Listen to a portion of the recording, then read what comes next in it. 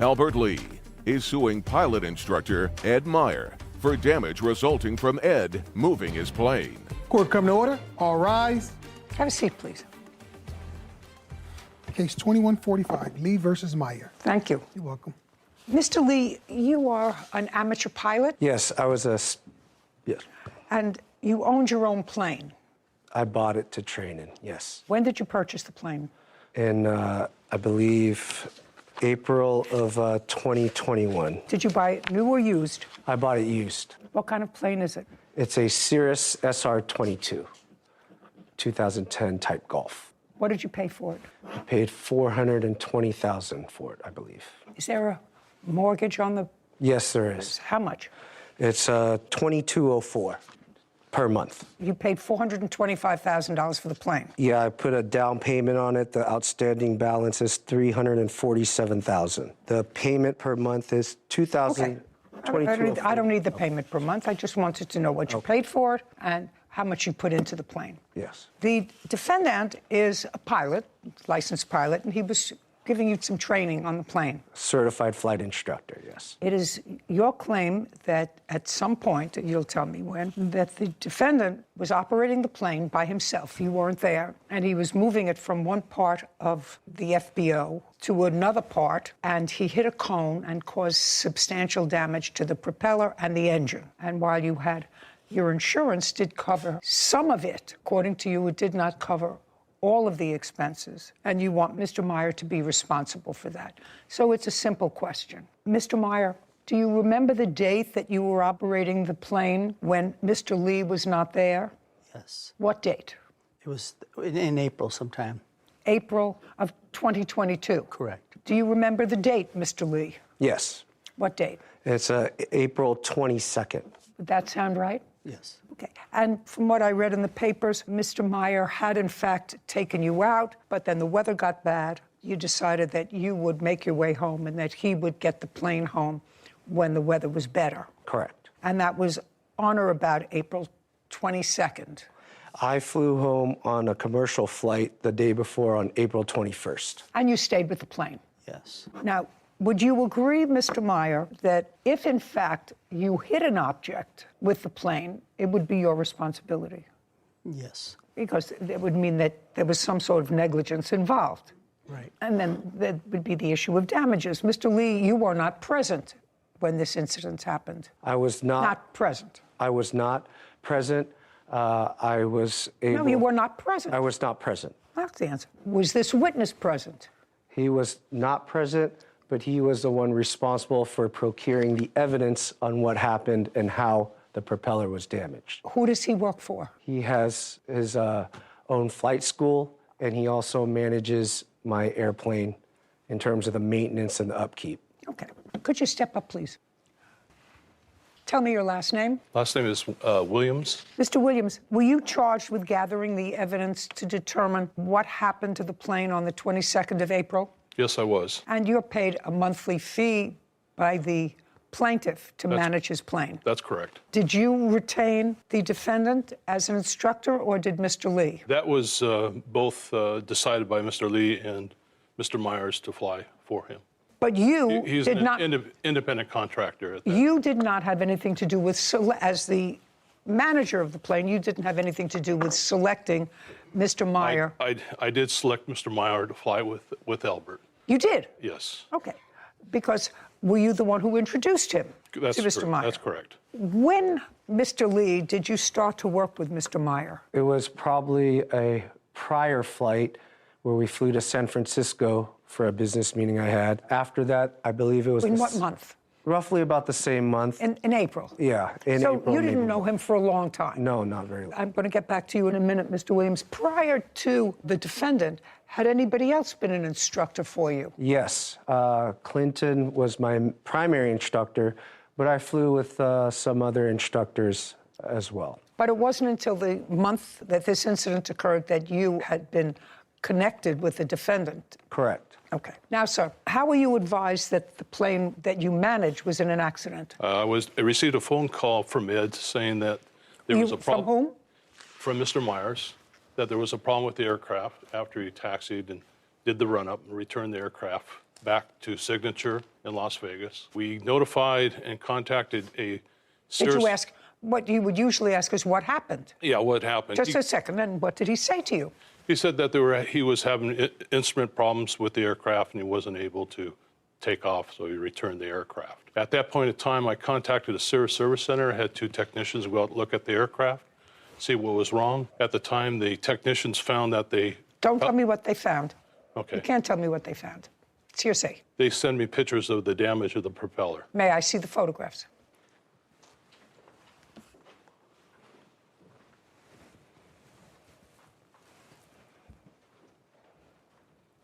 Okay, so that's a fresh damage. Correct. Can I scroll this? Yes, you may. Or it's just one? Okay, so you have a picture of that. You have a picture of the cone that has a slice in it. Correct, that's the object he hit. We also have a video showing the plane taxi and hitting the cone at the... I'd like to see that as well. Okay. Okay, let's see what we got.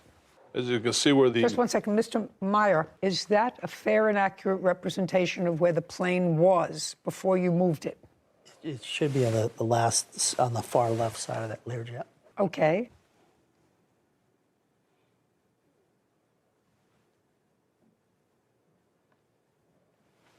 Oh. Mr. Meyer, do you see that you went over a cone? It's interesting. I didn't even notice there was a cone. You may not notice it, but you see it now. Yes. Okay.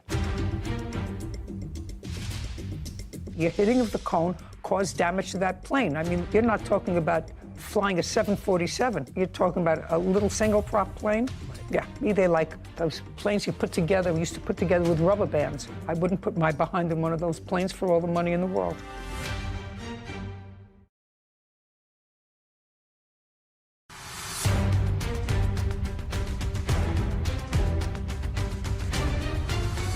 Albert Lee claims pilot instructor Ed Meyer is responsible for damage after Ed moved Albert's plane. Okay. In all of my years of flying, which is pretty significant, I was an airline pilot too, I've never, ever experienced that in my life. Okay, but you see it now. Yes. It's not an on purpose. It's, you know, that's why they call them accidents. We don't mean for them to happen. Right. We don't mean for them to happen, but you do see that the plane did hit a cone. Right. Okay, and I have photographs of the cone that has a slice in it, and the same kind of slice from one of the propellers. Now, so that's conceded that Mr. Meyer did, in fact, hit the cone, which in all probability caused damage to the plane, caused damage to the propeller. Now, tell me about your insurance. The insurance covered the propeller. They covered the teardown of the engine. When something strikes the propeller, they have to tear apart the engine, make sure the Do components... you have I that do. paperwork for me? I'd like to see it. Okay, so here is the insurance covered portion, and here is my covered portion that I had to come out of pocket to pick up the plane. And I Okay. can explain both invoices.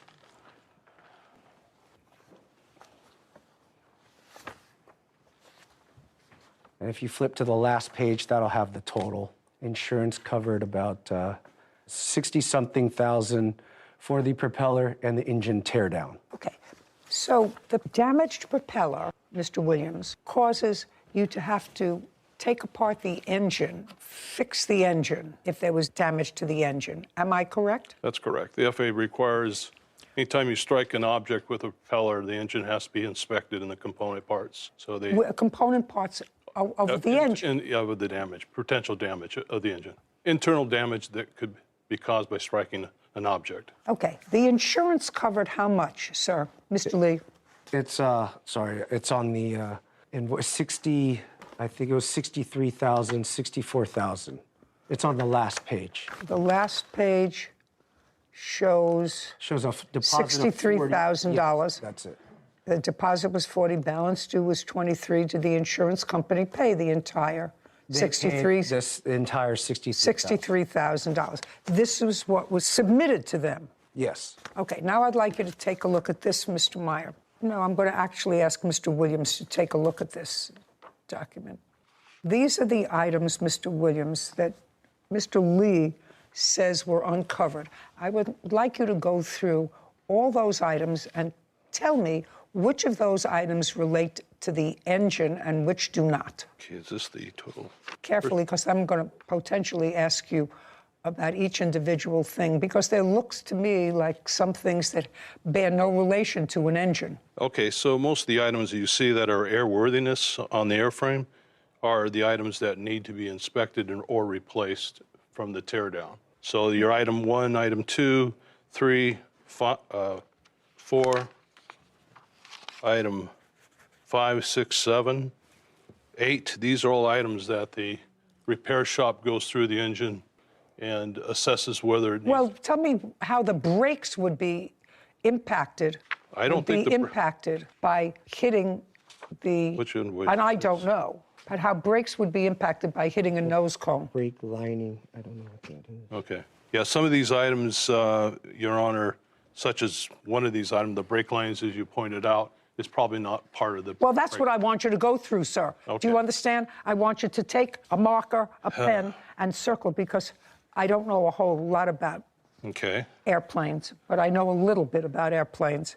I know what's routine maintenance and what has to be taken care of, because a plane either falls on its nose or falls on its tail, both of which I've experienced. Well, this is a small invoice. This is not your, this is a 12. Mr. Williams, don't ask him. I didn't ask you to have a conference with him. Okay. I asked you to look at that. You're the management company. I want you to strike those items that are not related to this accident and go through them very carefully, because Can I make a no, comment? Okay. nope, To you directly. nope. Okay. Can I ask you something? Can you ask me something? Yeah. Well, he should tell you those cones are made of plastic. I don't care. They're heavy cones. You hit the cone, and the plane flew perfectly fine before you hit the cone. It didn't run after you hit the cone. You don't have to be a genius to figure out the cone caused, your hitting of the cone caused damage to that plane. I mean, you're not talking about flying a 747. You're talking about a little there's a single prop plane. Right. Yeah. Me, they like those planes you put together, we used to put together with rubber bands. I wouldn't put my behind in one of those planes for all the money in the world. The only items I can see, Your Honor, are 2 items that may not be related to the accident, items 7 and 8. Okay, may I have that back, please, sir? And you are familiar with planes, sir, is that correct? Yes. Okay. So what you're saying is item The circled item. 7 and 8. Correct.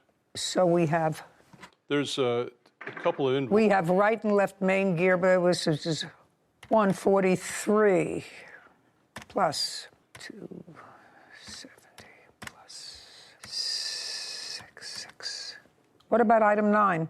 Pitch, trim, jab, nut, loose. What is that? Probably what they do during the inspection and the tear down, they go through the aircraft itself, make sure it's airworthy. So they probably caught another item or 2. You can probably put that on item that's wasn't part of the accident. The big ticket items, adding up all of these items, Mr. Meyer, that probably have no relation to the accident which you caused, Correct. still bring the total amount to more than this court's jurisdictional limit. Can you tell me, sir, why your insurance, Mr. Williams, let's go back to you. You manage this plane.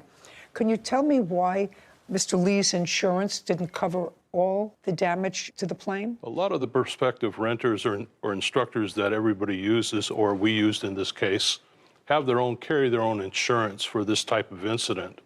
Their insurance covers basically downtime, loss of operation, or in this case. You mean Mr. Meyer Yes. would have his own? Do you have your own insurance? No. No. Don't you do a check to find out if they have their own insurance before you recommend someone? He had insurance, but it was lapsed. If you have insurance that's lapsed, then you have no insurance. Yeah, that's correct. So you're lucky that he's not suing you.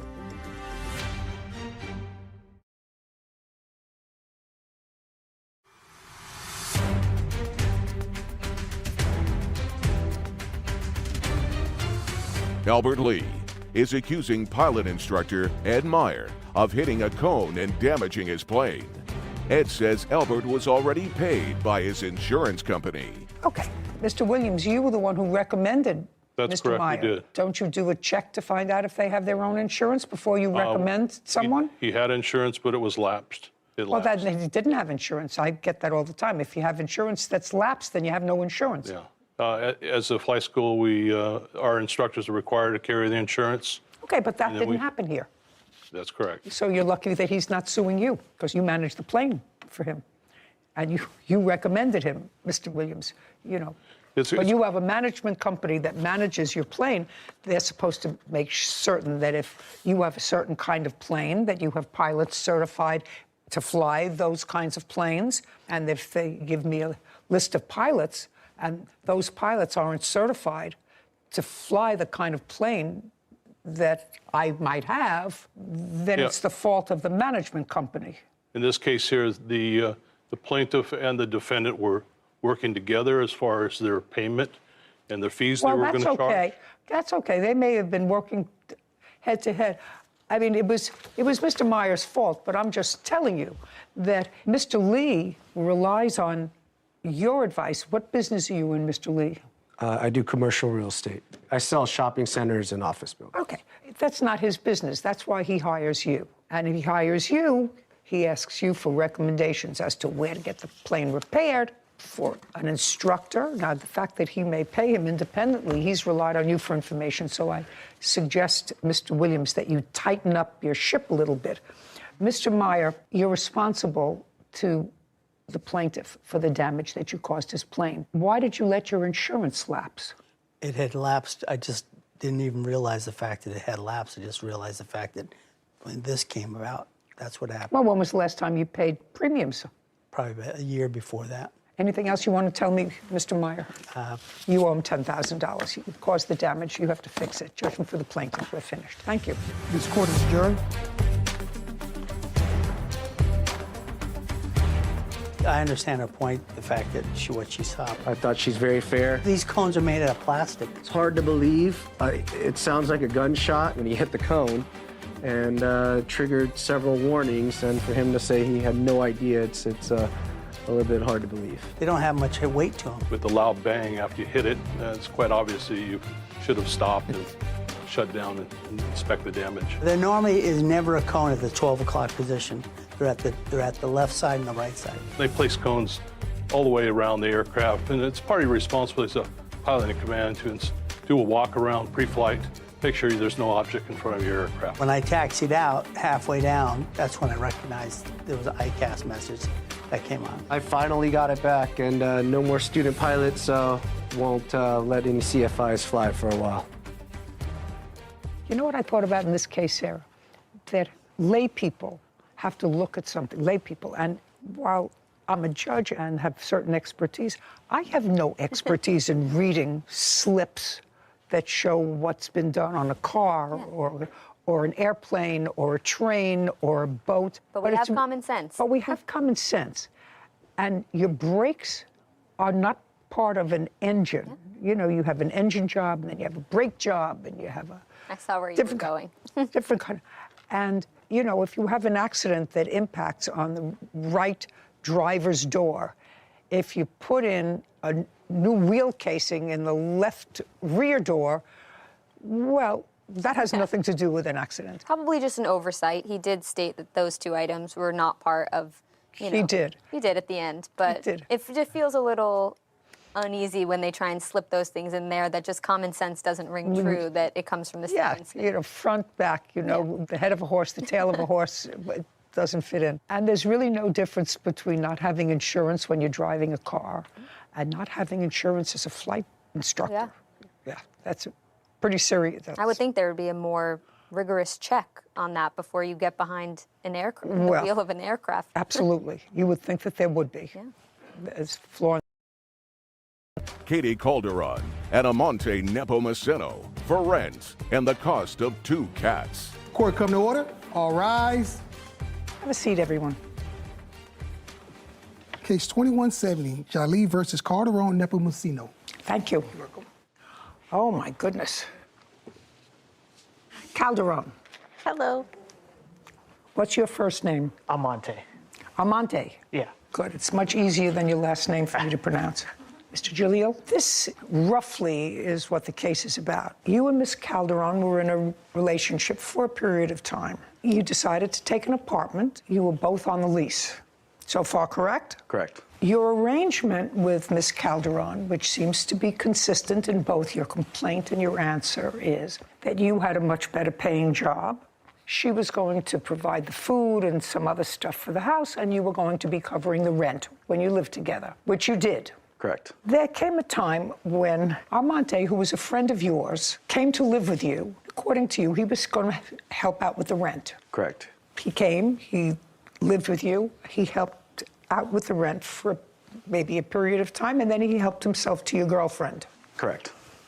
Now they're a couple. When you were no longer a couple with Miss Calderon, she stayed in the apartment for a period of time, but then they both left. Correct. And you're suing both of them for rent and for the return of 2 cats that they took when they left. You claim the cats are yours. That's correct. That's what the case is about. And some cat expenses in the event that I let them keep the cat.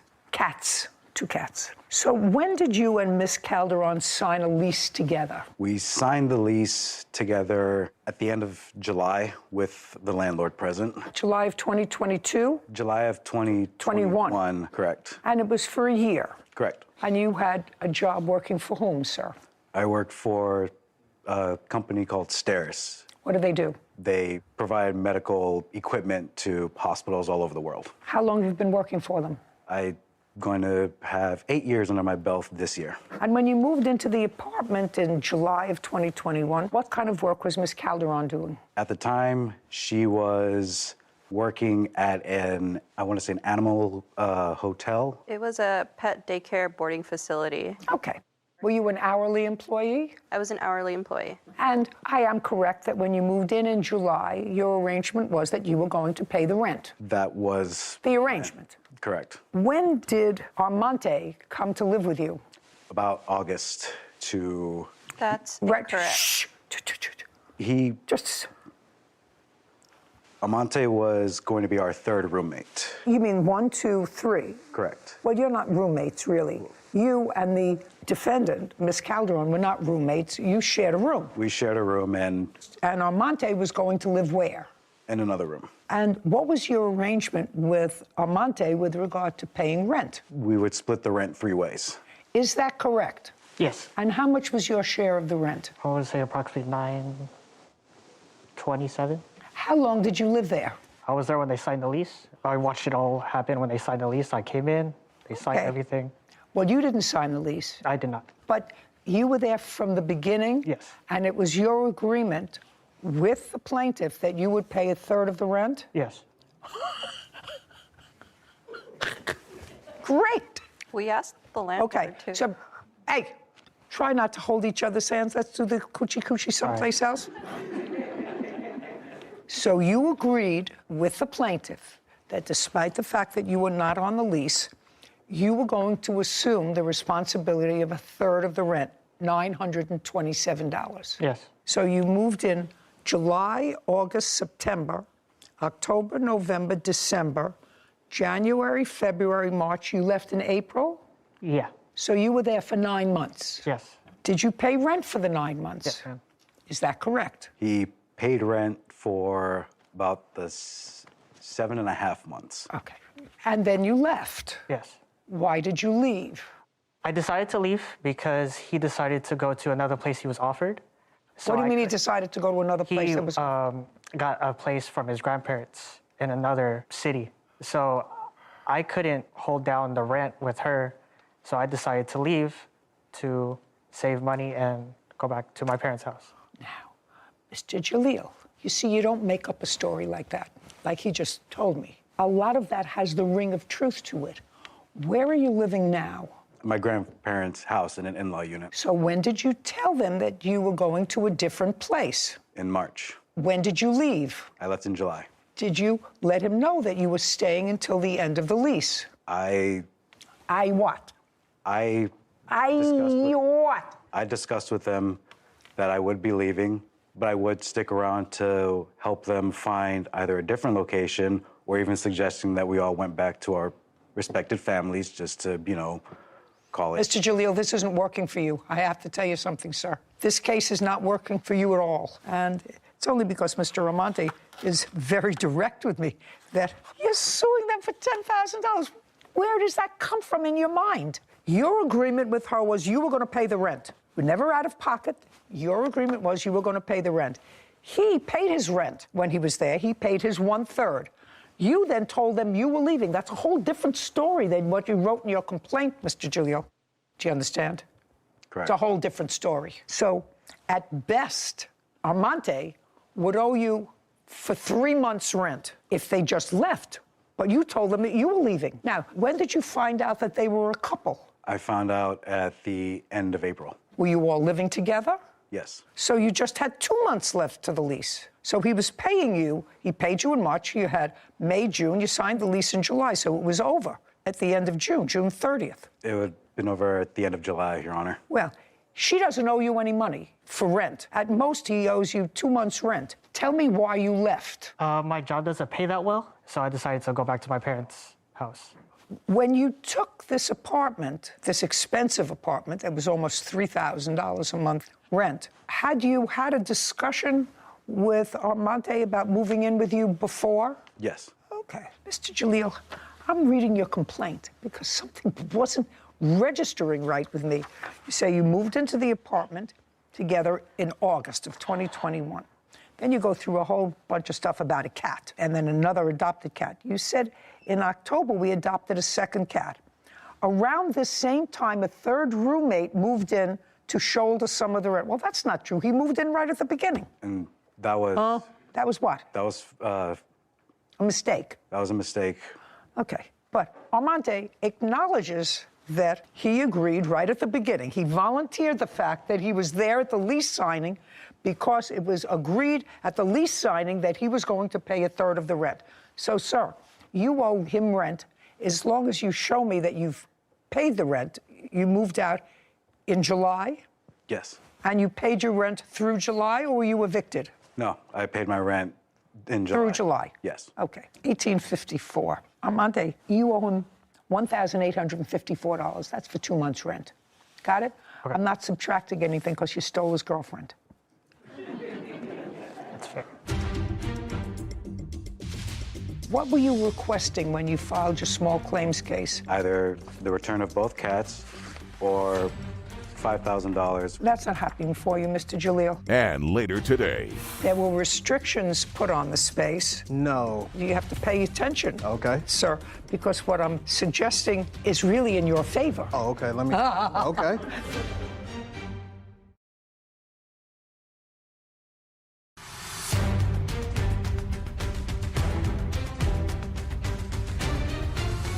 Kamar Jalil claims his former roommates, Katie Calderon and Amante Nepomuceno, are wrongfully keeping his cats and owe him rent money. Now let's deal with the issue with the cats. She doesn't owe you any rent. That was not your agreement with her. You moved out in July. August, September, October, November, December. 5 months ago, she's had both cats, right? Correct. She says they're her cats. When did you first file a small claims case? September of 2022. What were you requesting when you filed your small claims case? Be careful. I was requesting either the return of both cats or $5,000, which was the accumulated expense of not just the cats, but also the expenses of her dogs as well. So any animal expenses for the time. That's not happening for you, Mr. Jalil. When the cats were either registered or went to the vet, whose name is on the sheet as owner? I believe it was Miss Calderon. Is that correct? That's correct. And she owns the cats, and she's had them for the last 5 months. I suggest that you go and adopt 2 more if you want some more cats. Do you understand? Yes. You were living together as a couple. However, your friend Armante has to pay you for the couple of months' rent that he didn't because he says, not you, he volunteered that that was your agreement from the very beginning. So he owes you $1,854. We're finished. Thank you very much. This court is adjourned. I think he's just kind of butthurt that I moved on. At least now I can put everything behind me and say that I did try. I didn't think it would escalate this far. All you can do in a situation like this is just you learn from it and you move on. The heart wants what the heart wants. This is what it is. It's life. I find fascinating, Sarah, that people will write and or be assisted in writing a complaint and an answer, but they read it over. This man is an intelligent man. He has a serious job for 8 years. First of all, he was suing for $10,000. Come up with that money. $5,000 for the cat's expenses, ridiculous. But his complaint had really nothing to, even the timeline. As your clerk, I know that is a pet peeve of yours when I don't understand they it. don't You know, match up. if you're going to tell a lie, At least tell a consistent lie. right. I think the right thing happened. I think the defendant friend admitted himself that he owed the Well- rent, and that was great, even though he probably should have just kept his mouth Zipped it shut. But, and not said, I was there when the lease was signed. This was always our agreement. Yeah. I was going to be the but third he was roommate. honest, which we always appreciate. And so I think the right You thing know, so happened. I think he needs to, like you say, put a period, move on. move on. Anyway, all happy. And they look happy. They couldn't keep their hands Oh, off each gosh. other. Case number 2172, Foster Gardner versus Menzel. All parties, please come forward. Jamar Foster and Sean Garner are suing record producer Livin Manziel for event costs after Livin canceled their Halloween party. Who's Mr. Garner? Mr. Foster. Right here. Are you going to be speaking? You're standing in the speaking spot. Yes, ma'am. Okay, great. According to what I read, the defendant rents a music studio. Is that correct? I rent a facility in which I own a music studio. You rent in someone else's building. Yes. And you're recording people. During the course of your business, you decided to enter into an agreement with the defendant to use that recording studio, which she rents from that space, which she rents from a landlord. May I correct you, please, Your Honor? Yes. She actually is a facility that has multiple units in it. She runs a studio, and then there's other event space inside of that same facility. Okay. Give me an idea of how large the space is. I believe we were quoted something like 5,800 square feet. And so you have a music studio, and around it is other open space. Yes. You decided to go into some sort of a business with her. You wanted to run events, Yes, ma'am. social events, nothing to do with the music studio. Absolutely not. Is that correct? Yes. And according to you, you gave her $6,000, Yes, ma'am. sort of front money, to start using that space. Yes, ma'am. Subsequent to giving her the money, according to you, there were restrictions put on the space, on the number of people you could have, the kind of parties you could have, et cetera. No, absolutely. I apologize. Well, you have to pay attention, Okay. sir, because what I'm suggesting is really in your favor. Oh, okay. Let me. Okay. So, is really in your favor, so you have to think. Okay. Subsequent to giving her, that means after giving her the money, restrictions were put on the kinds of events and the number of people you could have in the space. Is that true or not true? That is absolutely true. No, that's not. I'll get to you in a second. Okay. And you want your $6,000 back. Yes, ma'am. And That's what it's about. The defendant does not deny that you gave her $6,000. And then I'm going to hear what her defense is. So I want you to tell me when, for the first time, did you have a discussion with the defendant about going into this business venture where you would front the money and whatever events you would have there, you would reap the benefit, the financial benefit from that. When did you have that discussion with her? Okay, so we met living at the end of August of 2022. We actually signed the agreement pretty fast. We signed the contract agreement on September 1st. May I see the agreement? Yes, ma'am. There was no agreement signed, so I don't know how it could be signed. She keeps arguing that. Just a yeah. second. Could you be quiet? Yes, ma'am.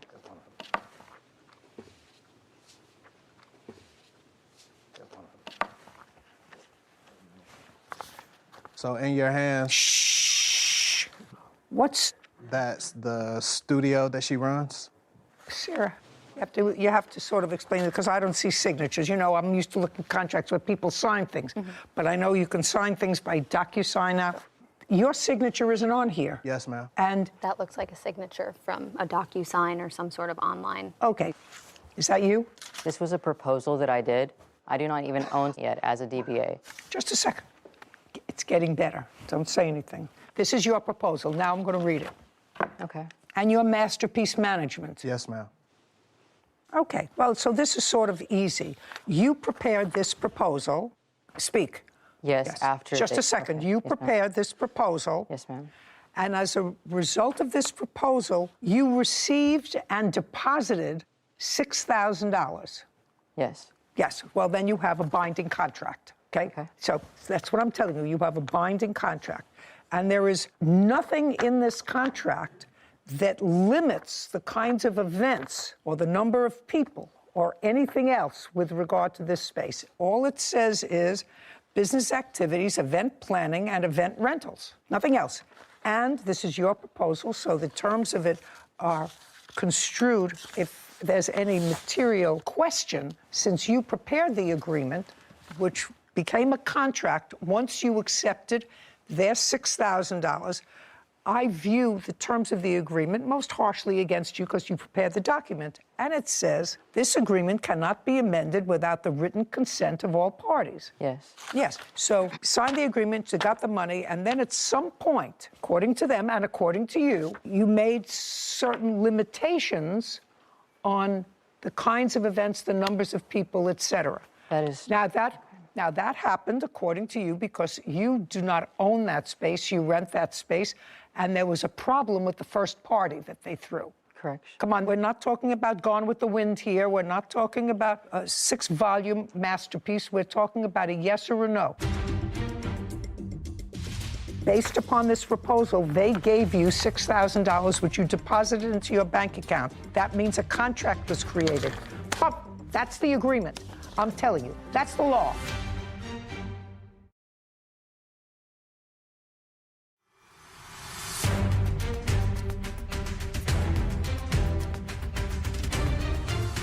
Jamar Foster and Sean Garner claim record producer Livin Manziel broke their agreement by canceling their event. Livin is countersuing for the costs of a recording session. Okay, there was a party that got out of hand. Yes, ma'am. Okay, and after that party that got out of hand, too many people or whatever it was, your landlord complained. Yes. Okay, and it was after that that you told your 2 partners that the... We are not partners. Yeah, according to this, you are. We didn't finalize the agreement. This is a finalized agreement, madam. I just said to you, I want you to pay attention. This is your proposal. Based upon this proposal, they gave you $6,000, which you deposited into your bank account. That means a contract was created. That's the agreement. I'm telling you. That's the law. Okay. You prepared the proposal. You signed it. They said, okay. And they fulfilled their part of the agreement by giving you $6,000, which you accepted. Got it? Got it? And you can't, according to the agreement that you prepared, modify this agreement any other way than a written contract signed by both parties. You can't change the rules. Did you know that this was rented space? We didn't have all of the details about the place. Well, see, next time you should know what you're dealing with, whether she's the owner or whether she's not the owner, whether she's a renter, whether she has the ability to rent out to sublease for events. I mean, all of these things. Before you give somebody $6,000, you should know that. Okay. And you had one event at the space? No, we actually didn't get an opportunity to throw any events at the space at all. The event that you were speaking of, she had partnered with another group of promoters and individuals to throw that party. So you didn't have anything to do with that? What was it, a Halloween party or something? It was a Halloween party. But that wasn't with you? No, that wasn't. Is that correct? He was a part of the event. Is that correct, that it was with other people? Yes, it was correct. It was with other people. They were just associated with the event. They worked at the event. And so... I don't care whether they worked at the event. You received money from other people for an event. Yes, ma'am. Well, let's be clear. And after that event, you imposed additional restrictions on the use of the space. No, hold on a second. They knew about the event. Hold on. They can't tell me what they knew. This is your contract. They called a fire marshal. My landlord contacted me that the neighbors were complaining. People were parking on their lawns 90 minutes into the party, but it was not their party. Somebody else paid you for it. The next party they wanted to throw involved minors, and I told them absolutely not. Yes, ma'am. I just made it clear what types of events would be approved. Well, you can't do that. I'm just telling you, you can't do that. Ma'am, I'm not allowed to throw events that have out drugs for children. You have to understand something. You can do whatever you want as long as you put it in a contract. You prepared the contract. This contract is silent as to any restrictions on the space for events. So you have to give them their $6,000 back because they didn't have an event. They got nothing of value for their $6,000. Correction. They were managing an artist whenever I met them that they were responsible for paying. So I'm countersuing them for $1,050. Just a second. Okay. $6,000 they get back. Okay. Easy? That's a contract case. Now, you have a counterclaim, and your counterclaim is for $1,000 because you say they owe you that for a rental that they did for an artist that they manage. I provided my services as a recording artist and a music producer for their artists. I provided them with 2 exclusive beats. Well, show me the contract with them. I have. Just show me the contract with them. There was no contract. Judgment for the plaintiff in the amount of $6,000. Counterclaims dismissed. We're done. Thank you This very court much. is adjourned. I was just trying to have a proposal, not a finalized agreement. Well, I appreciate us getting some type of justice out of the situation. They came in wanting to do multiple things, and I was excited for my small business. We tried as much as we could to help out and make sure that we increase the revenue streams inside of that business. They're actually going to be hosting hookahs with children at your event in your space. I'm not comfortable with that. To ever associate us with any type of drug use or abuse, especially involving children, that was just an inaccurate claim. I think it's better just to part ways. Move over to bigger and better things. I was going to tell you I had the invitation, per se, for the event for Halloween that they had put together. So they put a lot of time and effort into planning the party. It seemed very legitimate. There was notes about security. There was notes about no alcohol, food and drink will be provided. So I could tell that they had put in a lot of effort to hosting this event. And although it wasn't a malicious breach on the defendant's part, I understand she hosted a party that had nothing to do with the plaintiffs, that she got into a little bit of hot water. So to be cautious, she was letting them know, hey, I can't host these types of events with a lot of people. It makes the street too crowded, whatever the reason. However, I disagree with you because I would have given them the full $10,000 that they were asking because although not a malicious breach, and I understand her concern after having the incident with the previous party, but that's not their fault. You believe that the difference between the cost of one venue to another should be ascribed to them. It's interesting, but the $6,000 was to cover a lot of events. This is one event, so... I see your point now that you put it that way. Maybe, I just think if you were going to make them whole, they should receive their expectant damages as well, or whatever they relied on based on the contract. I accept your opinion. Tracy Gallen is suing her client, Ronald Webster, for unpaid wages while working as a home aide. Court come to order. All rise. Have a seat, please. Hello, Judge. How are you, Kevin? Good, good. Case 2168, Gallen versus Webster. Thank you. You're welcome. Miss Gallen, you are a home health aide. Yes, ma'am. Did you go to any particular school or have any training to be a home health aide? Well, I went to CNA nursing school, so I'm CNA? What is that? Certified nursing assistant. And you've been doing that for over a decade? Correct. Do you need any license in the state where you're from in order to be a CNA? CNA, yes. Caregiver, no. But you have a license from CNA? Yes, ma'am, and also have a license for a medical assistant. Now, there came a time when you answered some sort of an ad by Mr. Webster. Mr. Webster had a mother who was ill and needed some assistance in caring for her. Are you a working man, sir? Yes, Your Honor. What kind of work do you do? I'm a caterer and a DJ, and also a driver. Do you get any salary from any of those jobs? It ranges from job to job. Usually, how much? For DJing, a couple hundred. Couple hundred for how many hours? It's basically about the job, the location, things of that nature. So it can vary. Caterer. Catering, we're building a family business, so basically getting started with it. Probably made as much as $1,800 before for a catering event. So again, it was brand new prior to the pandemic. Okay, and what's your steadiest source of income? Driving as of now. How much do you make approximately an hour driving? Now, probably 20 $22 with the subtractions for $22 an hour. Yes. Is that with or without your tips? That's with tips. Did you always live with your mother? I lived with her for quite some time. Say within the last 10 years. Within the last 10 years, I moved out 3.5 years ago. Due to illness, I was staying with her, so I was not really able to work. During that time, I went to school to become a caterer, cook, etc., culinary school, business school, because I did have aspirations to open a restaurant eventually, or a catering business eventually. So you didn't live with your mother for the last 3.5 years? No, Your Honor. What kind of illness did she have? My mother was diagnosed initially with COPD. I forgot exactly what those words are, but it's a pulmonary, it's with her I know breathing. it's COPD. It's a pulmonary disease. You're better than me. Then there's also emphysema, along with some other things that I was not made aware of until she passed away. How old was she? 68 years old. A kid. Yes, Your Honor. How long was she bedridden? From when to when?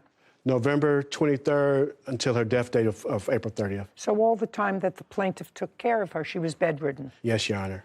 And was your mother pretty strong-willed? Yes, very much so, Your Honor. And the COPD and emphysema was in all probability, at least in part, if not in all, attributed to her smoking. Yes, Your Honor. Now, according to your complaint, Ms. Gallion, you worked for Mr. Webster in taking care of his mother, with whom he didn't live. Is that correct? Yes, Your Honor. Did anyone else live with her? My son lived with her. How old is he? He's 29 years old now. What does he do? He was working at the time for Tesla. He was, but he's no longer. No longer. But at this time, he was working for Tesla. He was working for Tesla. The whole time. Yes, Your Honor. The whole time right? from being released from the hospital up until her death day. Yes, Your Honor. Now, the house belonged to your mother. Via rent, but yes, Your Honor. She rented it? Yes, Your Honor. She was a rentor. Yes, Your Honor. So her grandson just stayed there with her. Yes, Your Honor. So he slept there, and you were supposed to come during the day? Yes, Your Honor. Monday through Friday? Monday through Saturday. Okay. Now, do you have the ad that you got from the defendant? I do. May I see it, Kevin, please?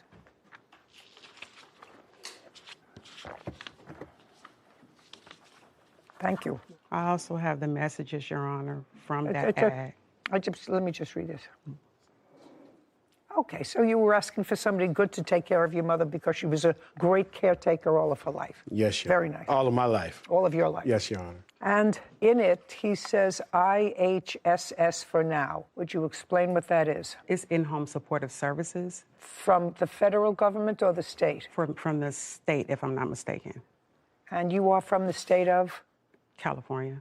Well, this is what he wrote. So when you spoke to him with the same parameters of your employment as contained in his ad, that you would be working for IHSS for now, maybe more in the future. I don't know what that means. I assume it means that if it works out, you'd be paying her in addition to what she was making with IHSS. No, Your Honor, I don't. What does it mean? IHSS for now. Yes. Maybe more. What does that maybe more mean? I honestly can't recollect what that meant. I am aware that I did send that text message or that Facebook post. Is there anything in any of the text messages you have that indicates what maybe more is? Yeah, just verbally, he stated out of his mouth that anything extra, him and his son would pay out of pocket. Okay, extra like what? Extra hours, if the hours that I agreed to work to, if it needed to be extended, my traveling time, my toll from where I was driving from, he was supposed to reimburse you. Yes, ma'am. Is that correct, sir? No, Your Honor. Now, you started working when? February 24th was my first day. From February 24th until April what? 23rd. And that was 6 days a week? It varied because depending on my schedule, so every other week I would work Monday through Friday, and then the additional weeks I'll work Monday through Saturday. So it's between 5 and 6 days a week. And how many hours a day were you working? 5. So when you came into work, was the grandson still there? Sometimes he was, sometimes he wasn't. And if he wasn't, Miss Webster was alone? Correct. And when you left, was she alone? Yes, ma'am. And then hopefully the son came back to assist her at night. From my understanding, there was another caregiver that was supposed to be there at nighttime, which I never saw, so I'm not sure. Did you have another caregiver there at night? Yes, Your Honor. And who was that? Her name was... How long was she there? You mean her work time or her duration of employment? Duration of employment. The same time that Tracy started. Did she get paid? I'm not aware of Just a second. Did you fill out papers for... Your Honor... That says it... No. If you didn't fill out papers for her, then either she was working for nothing or she got paid from you directly. Before you answer me, you had a nighttime person who was hired at the same time the plaintiff was. Either she was paid from an agency, or she was paid from you, or she did it gratuitously. What was it? Had your son ever applied to be caregiver for your mother? Think carefully before you answer that question, because this one knows all.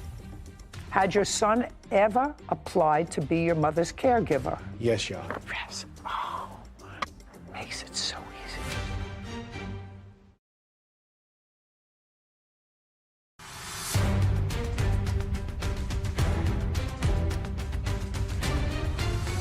Tracy Gallen claims her client, Ronald Webster, owes for unpaid wages. Now, the agency, was she paid from an agency?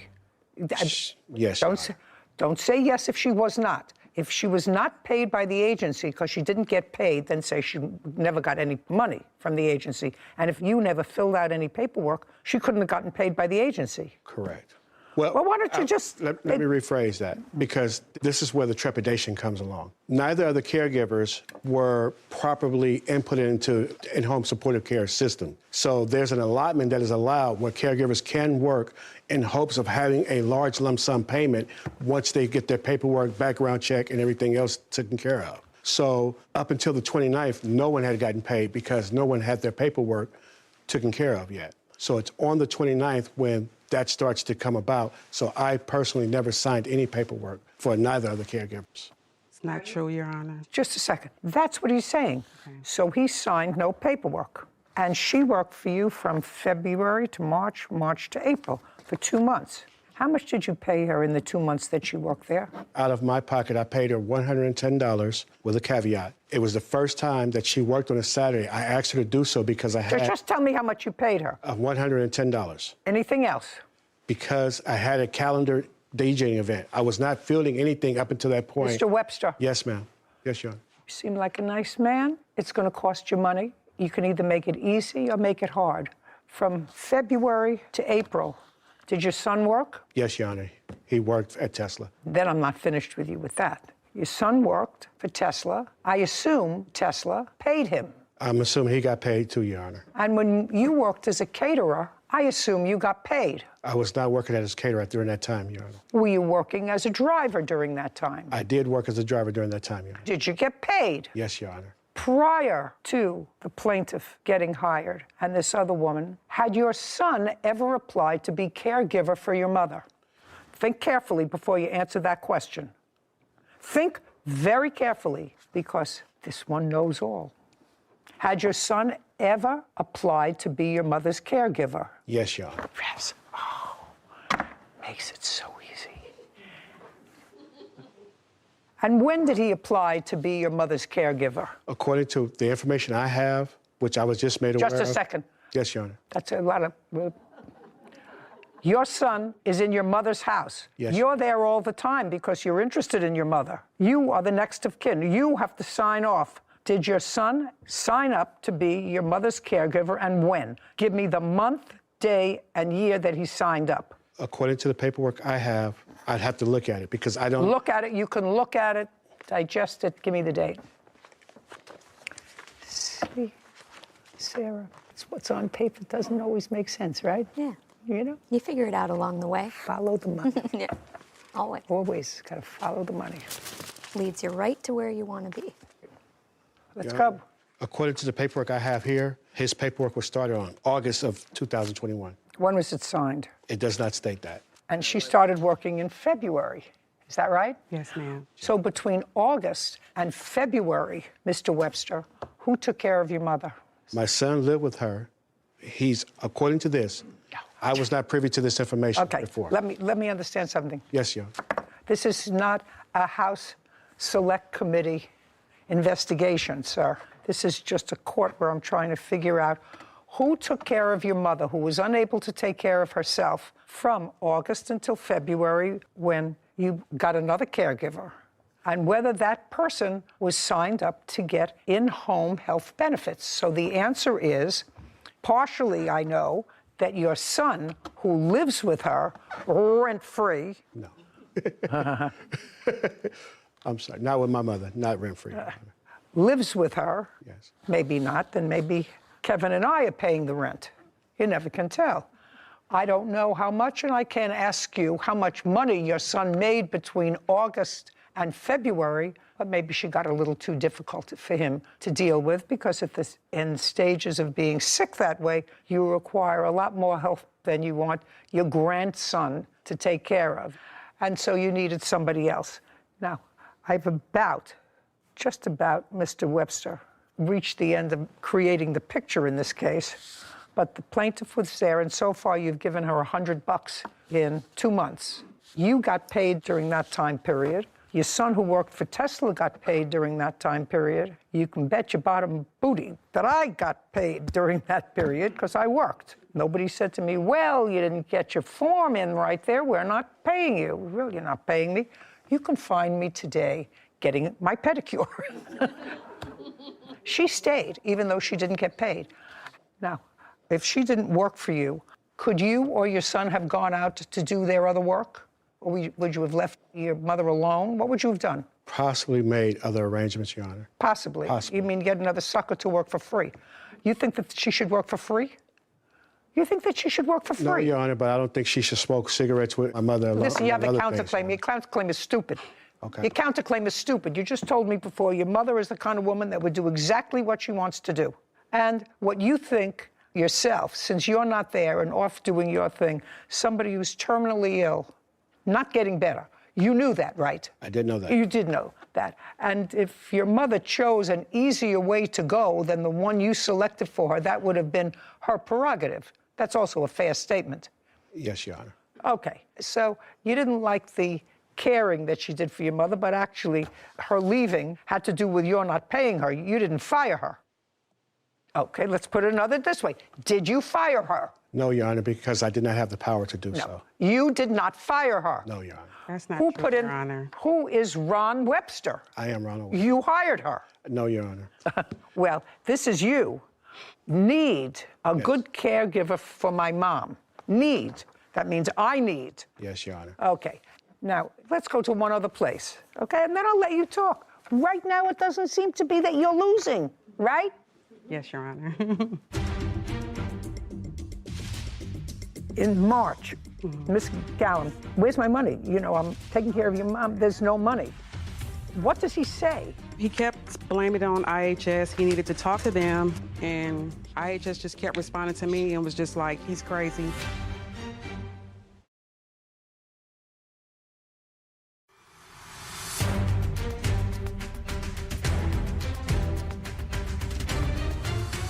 Tracy Gallen is accusing her client, Ronald Webster, of refusing to pay her after caring for his mother. Ronald claims Tracy smoked cigarettes and marijuana while working.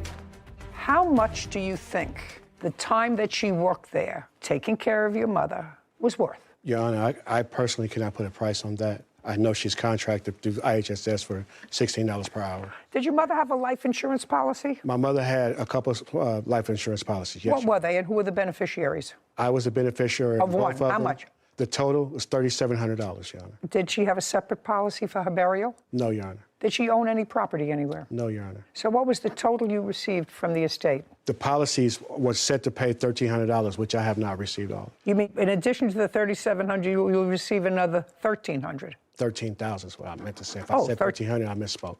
13,000. 13,000. Total. Okay. How much did you pay for the internment, the service, if there was one, whatever? How much did you pay? You paid for it, I assume, out of this money. I have not done all the math. It's upwards of $15,000 or so, as I'm still. You haven't done all the math. I'm still making payments. How much are you owed? I have it there, 26. The whole breakdown is. And the amount was $29.12 minus the $300. You say he gave you $300, not $140. Correct. Okay. He cashed at me $300. My question is that at $16 an hour? Yes, ma'am. Which is what you would have made? Correct. Do you have any other evidence to support the fact that he was helping you or that he agreed that this money was due and owed to you? I have the email here where he was asking me to send a total of hours what he owed me. May I see that, Kevin, please?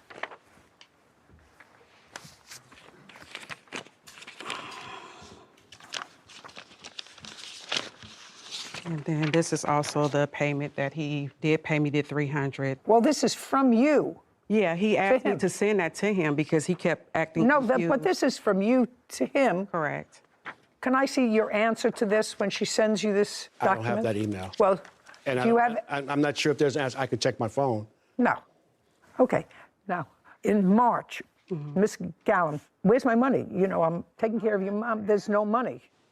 What does he say? He kept blaming it on IHS. He needed to talk to them, and IHS just kept responding to me and was just like, he's crazy. I don't know why he keep reaching out to us. We keep repeating the same thing. He said he never has to filled pay out you. forms.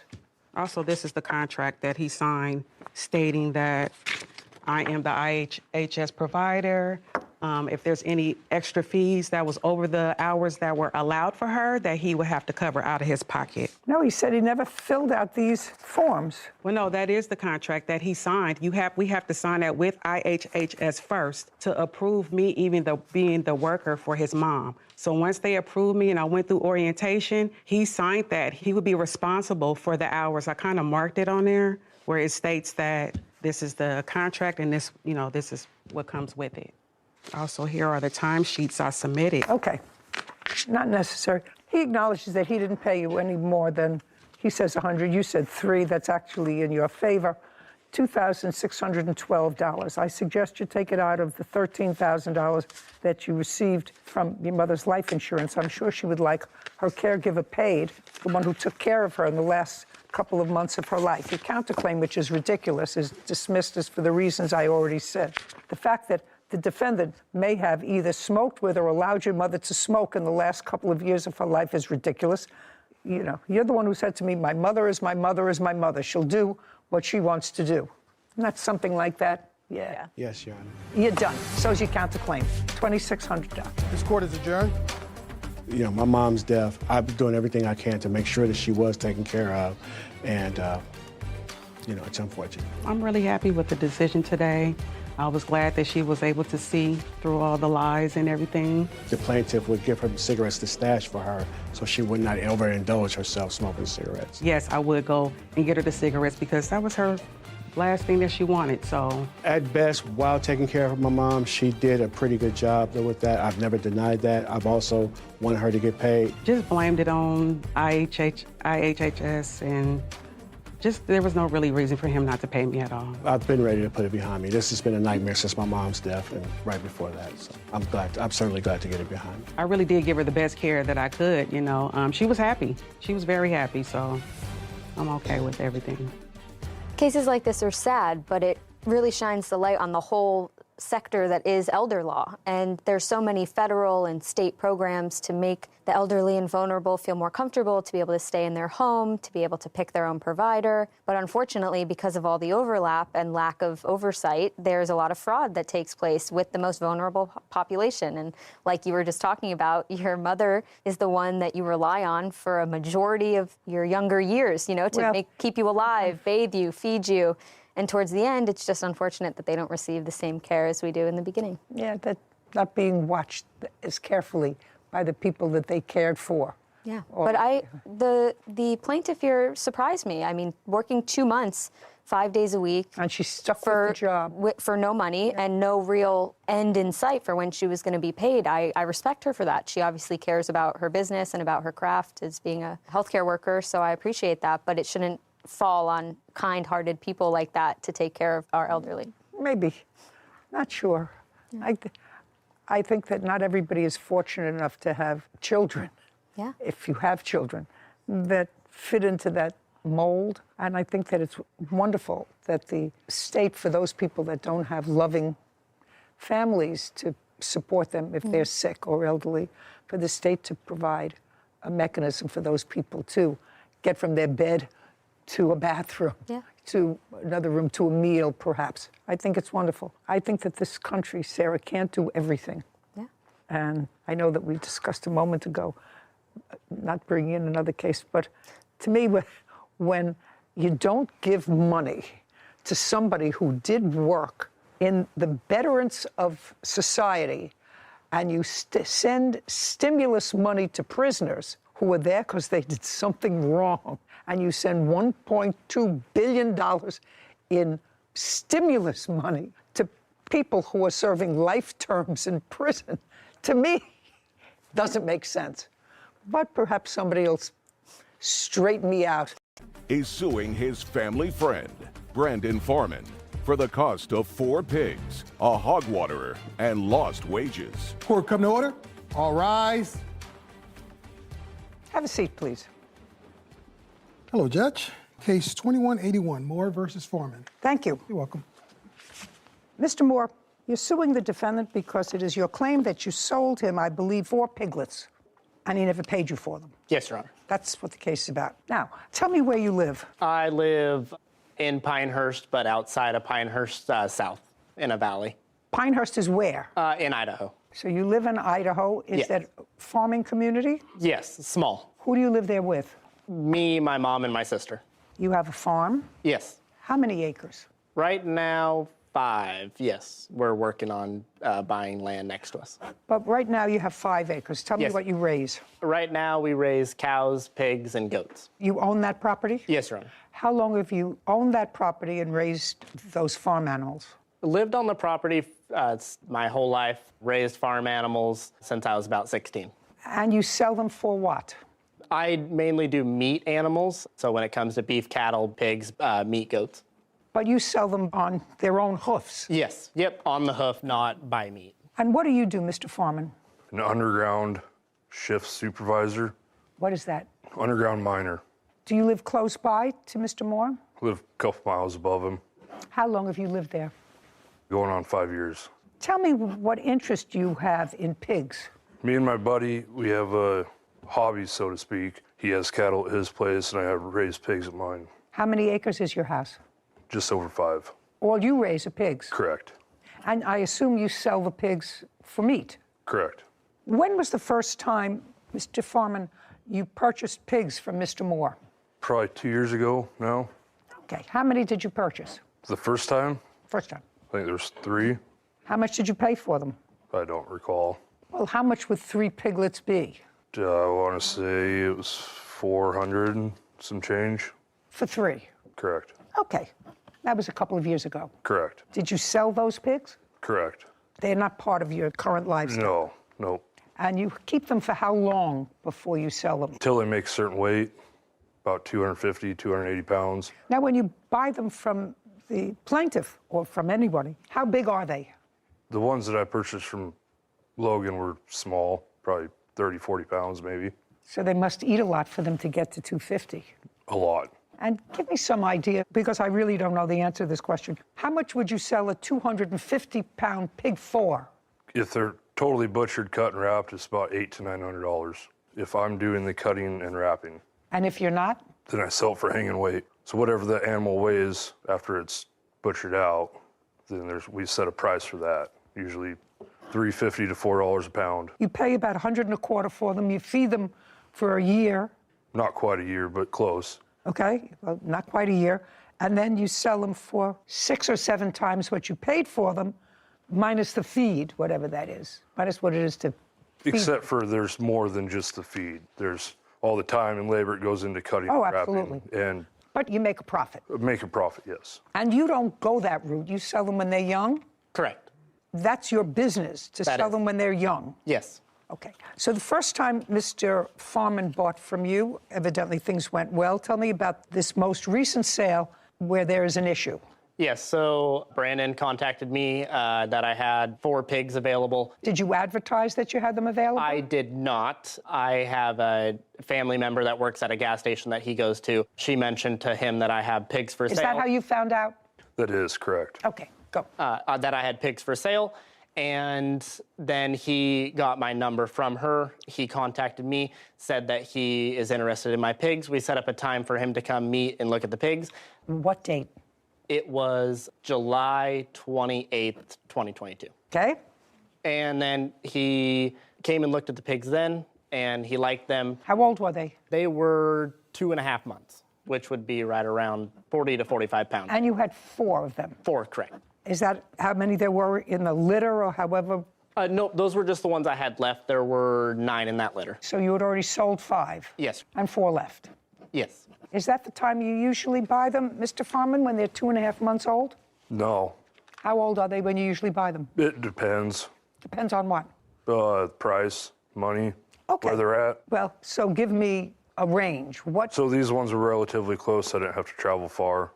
At the time, they seemed like a pretty decent price deal. And what did he sell them to you for?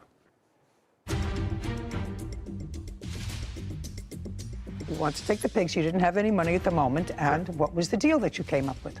That I would pay him for them when I was able to. Nah, that I don't believe. That I don't believe. That is the truth. Then he's foolish because when are you able to?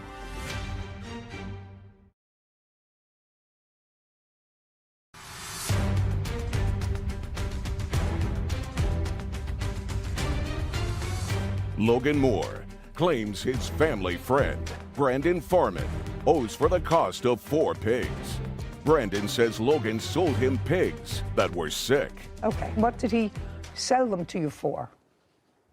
I believe for the 4 pigs and water, it was $7.20. 25, 4 pigs, and there was a water little machine that you also... No, it was just a plastic tote with nipples on it for the pigs to drink water out of. Okay. There was no machine, no nothing to it. So for $725, you got the 4 pigs and this machine. It's whatever. not a barrel. Whatever, a waterer, a hog waterer. Correct. Right. Anybody have a picture of that to show me? I do not know. I'll have to use Judge, my imagination based upon Mr. Farman's... Oh, you have a picture of it, sir? Your Honor. What?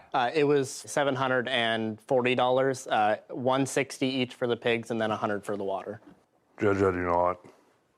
I do not have a picture of the water. Okay. The water was like a 275-gallon tank with 4 nipples on the outside of it at the bottom that you can fill with water.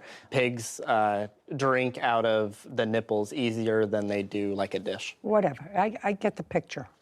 Okay. Now, let's say I take your number, Mr. Farman, $725. You purchased the pigs on July 28th, 2022. Is that right? Correct. Did you pay him for them? At the time that I went and looked at the pigs, I told him up front, and plain as day, I do not have the money to pay you right now, right off the bat. I don't have the money. But I was under the understanding from his relative that works at the gas station that he doesn't have the time. No. You can't tell me what the relative at the gas station told you. You went to see the pigs. I went to see the pigs. You went to see the pigs, Mr. Farman, and you told me a moment ago, I said, how much were the pigs? And she's going to read back exactly what you said. You asked him, did you pay for them? And he said, at the time I went and looked at the pigs, I told him up front, plain as day, I do not have the money to pay you right now. Before that, there was something about $725. Okay. How much were they? And he said the whole thing. The 4 pigs and a watering was $725. $720 for the pigs and the water machine. $720. $720. Oh, that's what you said. You said they were $720. That was the discussion when you went and looked at the pigs. Okay, and you said, I don't have money right now. Correct. And? So then we came up with a deal that... Look at me, don't look down. So you came up with a deal. You wanted to take the pigs and the watering thing. You wanted to take the pigs. You didn't have any money at the moment. And what was the deal that you came up with? That I would pay him for them when I was able to. Nah. That I don't believe. That I don't believe. That is the truth. Then he's foolish because when are you able to? When I was able to. What does that mean? That means you determine whether or not, when, and if you're going to pay for these things that you took? It depended on when I was able to have the money available. That was in July. Correct. You work in a mine. Correct. You work for a company? Correct.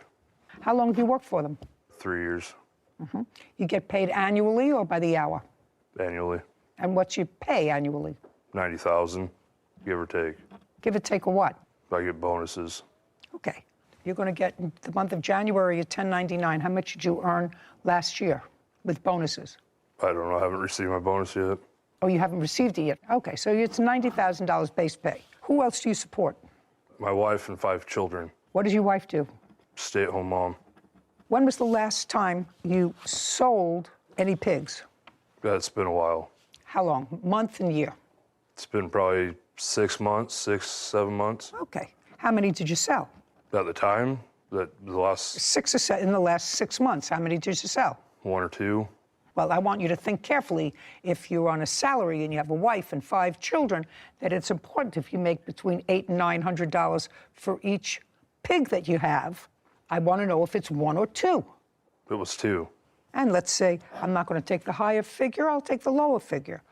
That's $1,600. You said between $800 and $900 each. That's $1,600 plus your income from your job. Unfortunately, that $800 to $900 that I get for a pig, that doesn't all go to me. I split that equally with the person that I cut with, the one that raises the cattle that I spoke about. I don't understand, sir. I have the shop. I have the space, the shop, the meat cooler, the room at my house to hang and cut animals. He comes up and he helps. We split it equally, right down the middle. So the $800 or $900, I don't get that. Just a second. He raises cattle. Correct.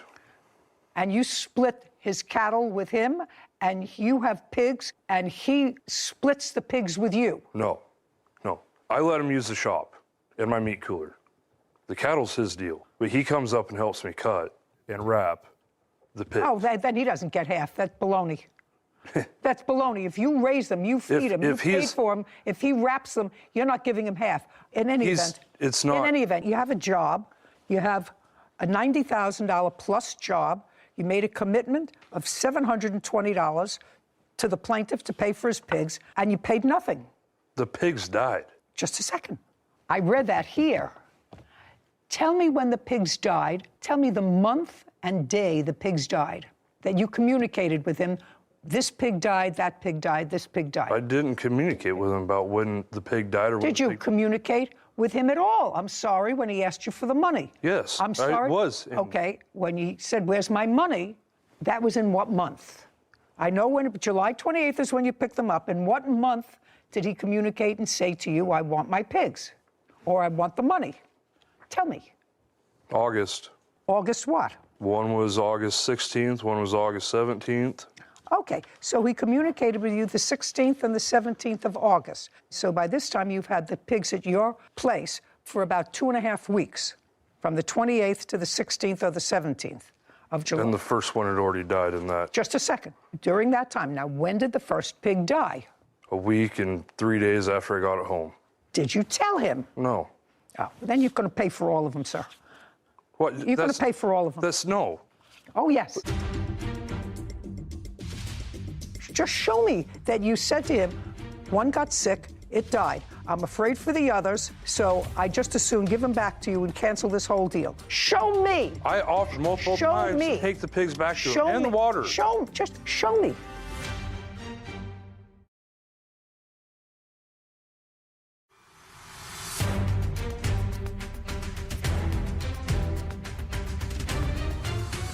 Logan Moore has accused his family friend, Brandon Foreman, of refusing to pay for the pigs he purchased. Brandon claims Logan sold him sick pigs and only one survived. Go ahead. So if you went to the grocery store and you bought a bag of apples and the apples are rotten in the middle, but the outside looks fine, you would still pay for those and just be content with them? I'm going to give you the different example, sir, not apples. I'm going to give you an example with puppies, which I have here all the time. Your pigs were not sold to you with any health guarantee. Let's start there. Dogs, cats, animals, pet animals are usually sold through a breeder or somebody that you buy from. You have a contract that says, take the dog or the cat to the vet within the next 3 days or the next 24 hours or 48 hours. Any health deficiency in the cat or dog, we will either refund your money or give you a new cat or a new dog at the discretion of either the buyer or the seller. That's what happens. Now, you had the animals at your place for 2 weeks, and I assume you have other animals. Just assume you have other animals. I had other pigs at the time. Just assume you have other animals, and I also assume that you have no vet report. I do. I'd like to see it.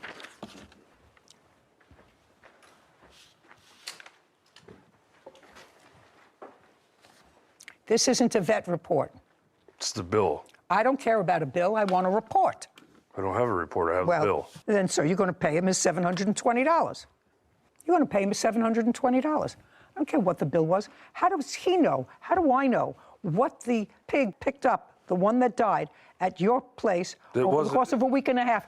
What you said to me was, you took the pigs and said, I'll pay them when I can. Now they're yours. So I had other pigs at the time, full-grown pigs, that were ready to go. So then I brought these other piglets home, and then the one started getting sick, so then I had to separate the pigs.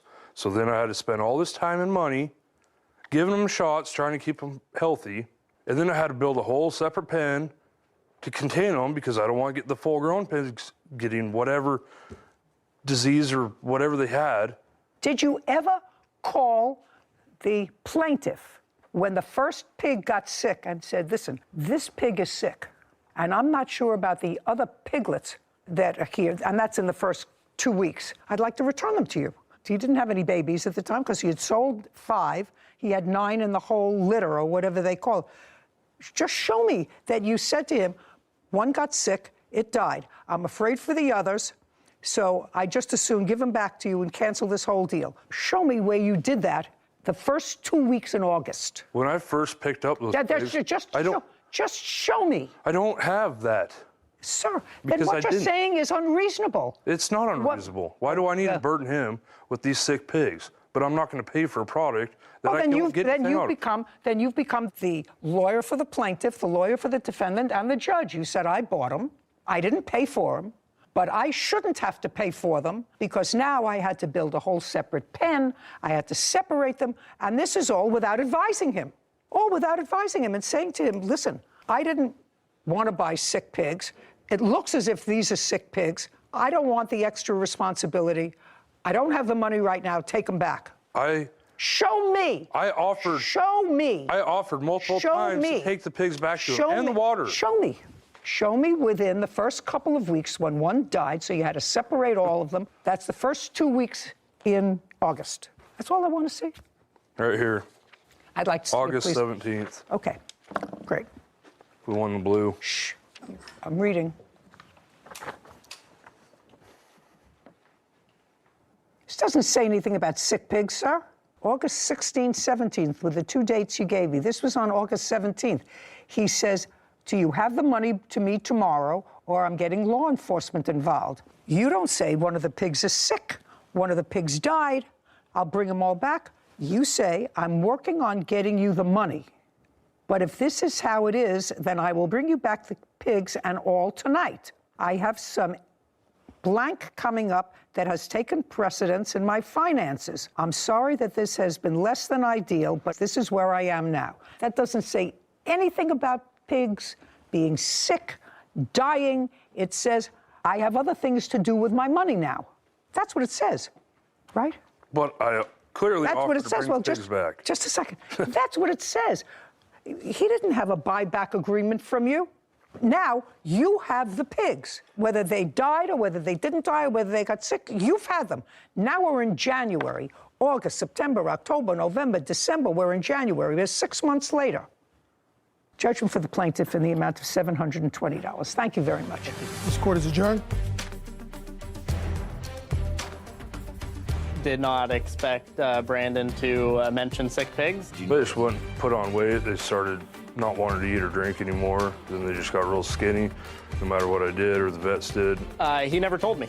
They ended up passing away. If it was sick, I would put them in a treated pen that I have that's actually on concrete where they cannot pick up any other diseases from the ground. Some kind of infection.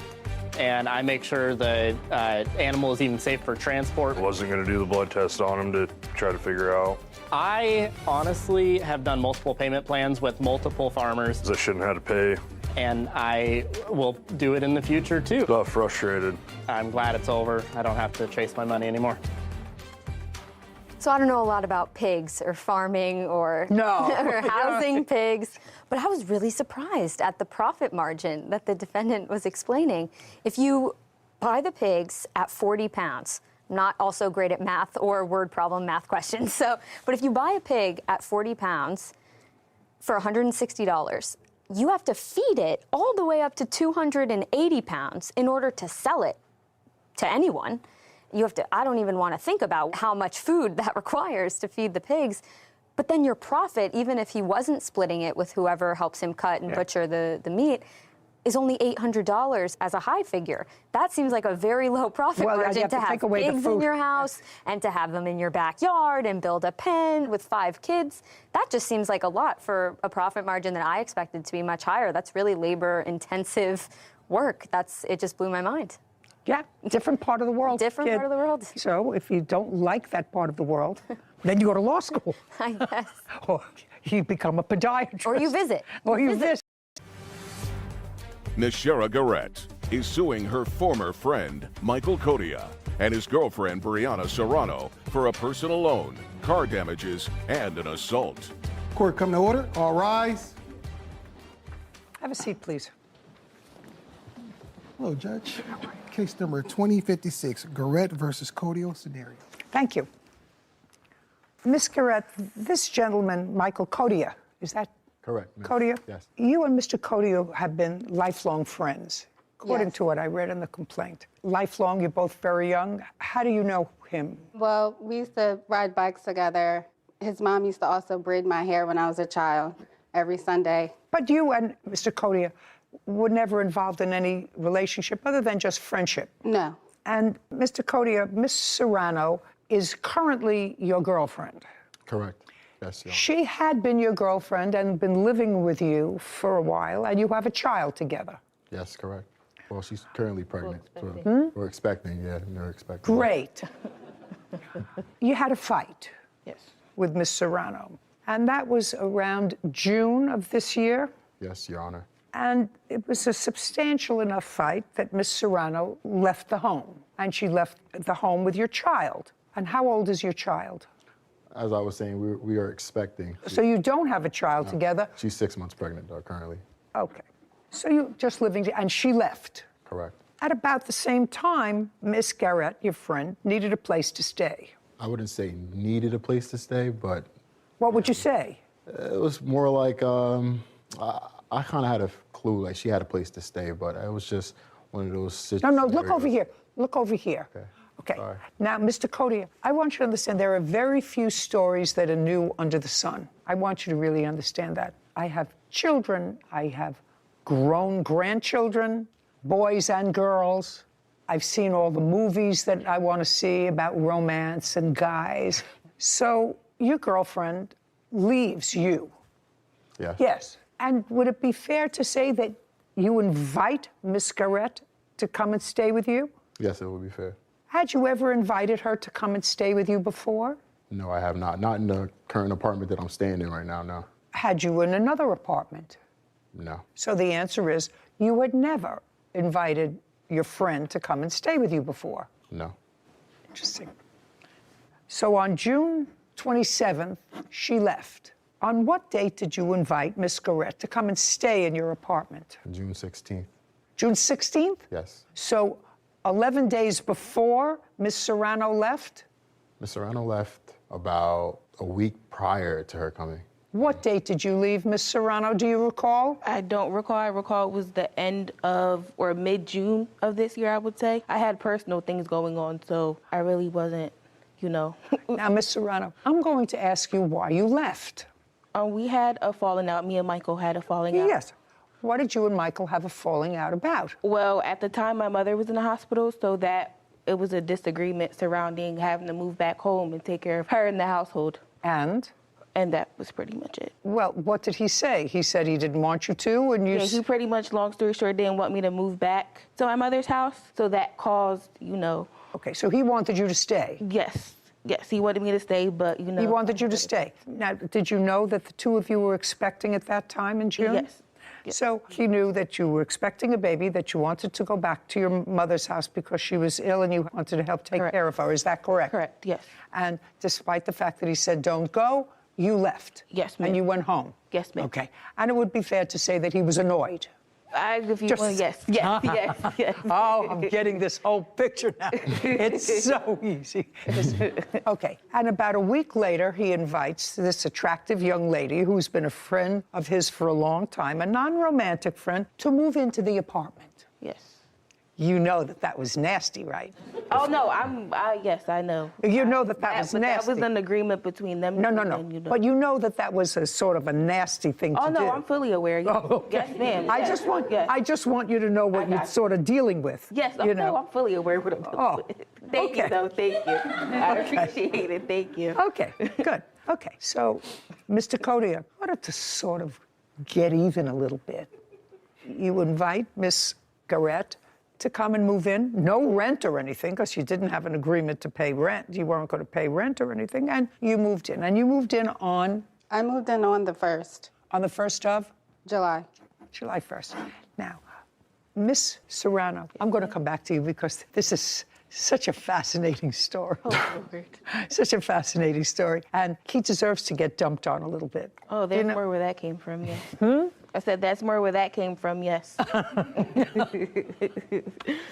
Okay, and between the time you left and July 1st, when Miss Garrett was invited to come to stay at the house, were you in communication with Mr. Codia? Yes, I would say like every day or every other day. We spoke, you know, arguments, you know how it is. Yeah. With the business. Well, you know, first of all, you're pregnant and you have emotions, and then you're taking care of family members and whatever. And so I got it. Did he tell you that Miss Garrett was moving in? Yes. When? I would say I found out around like the 27th, 28th. Of June? Yes. Tell me how you found out that she was moving in. I believe at that point she was already moved in at that point. Okay, and what made you think that? Just based off of how the conversation went or how he told me. Tell me what he told you. What I was told was that a friend was moving in to solely cook and clean. See what's happening to him? This fly is getting vengeance on him. Not getting on the What the hell's going on? Oh, you got a swapper too, wow. I'm waiting for it to come over here. Yes.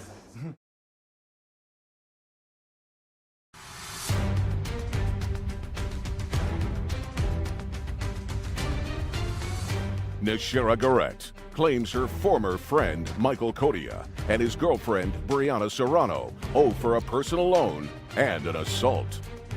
Tell me what he told you. I'm curious. I want to know. What I was told was that a friend was moving in to solely cook and clean.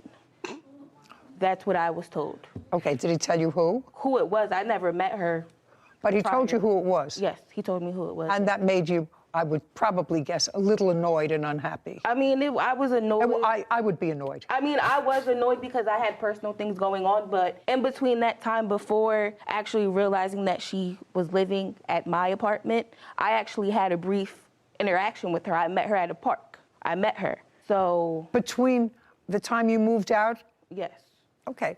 Was it you met because you contacted each other, or you met by accident? We met because me and Michael just, you know, had a conversation to have had at that point in time. I'm assuming she was there in the area, so he just wanted to kill two birds with one stone. He said, do you want to meet the person, you know, who's there, who I'm living with, and that's how it went. And was it a cordial meeting? Yes, it was. You met her, she met you? Yes. And he said, I just want you to meet the lovely-looking girl that I'm now living with because you went home to take care of your mother.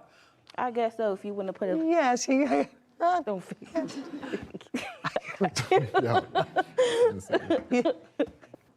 This is what your case is about. First, you claim that you loaned Mr. Codia $750 for rent. Yes. And you did that because he said once Miss Serrano moved out, she wasn't paying her rent. He was short on rent. That's what I read here. Mr. Codia has a whole different story. He said while he told you that he was a little short on rent and he was going to have to get a third job. That's not true. Just a second. You jumped in and offered to give him $750. That's what you wrote here. Is that right? Correct. Now, Mr. Codia, did you tell Miss Serrano that somebody was moving into the apartment just to cook and clean? That's what she says. Yes, that's exactly my words. Exactly my words, yeah. That's exactly what you told her. Correct. You didn't tell Miss Serrano, the soon-to-be mother of your child, that you had a roommate who was paying rent.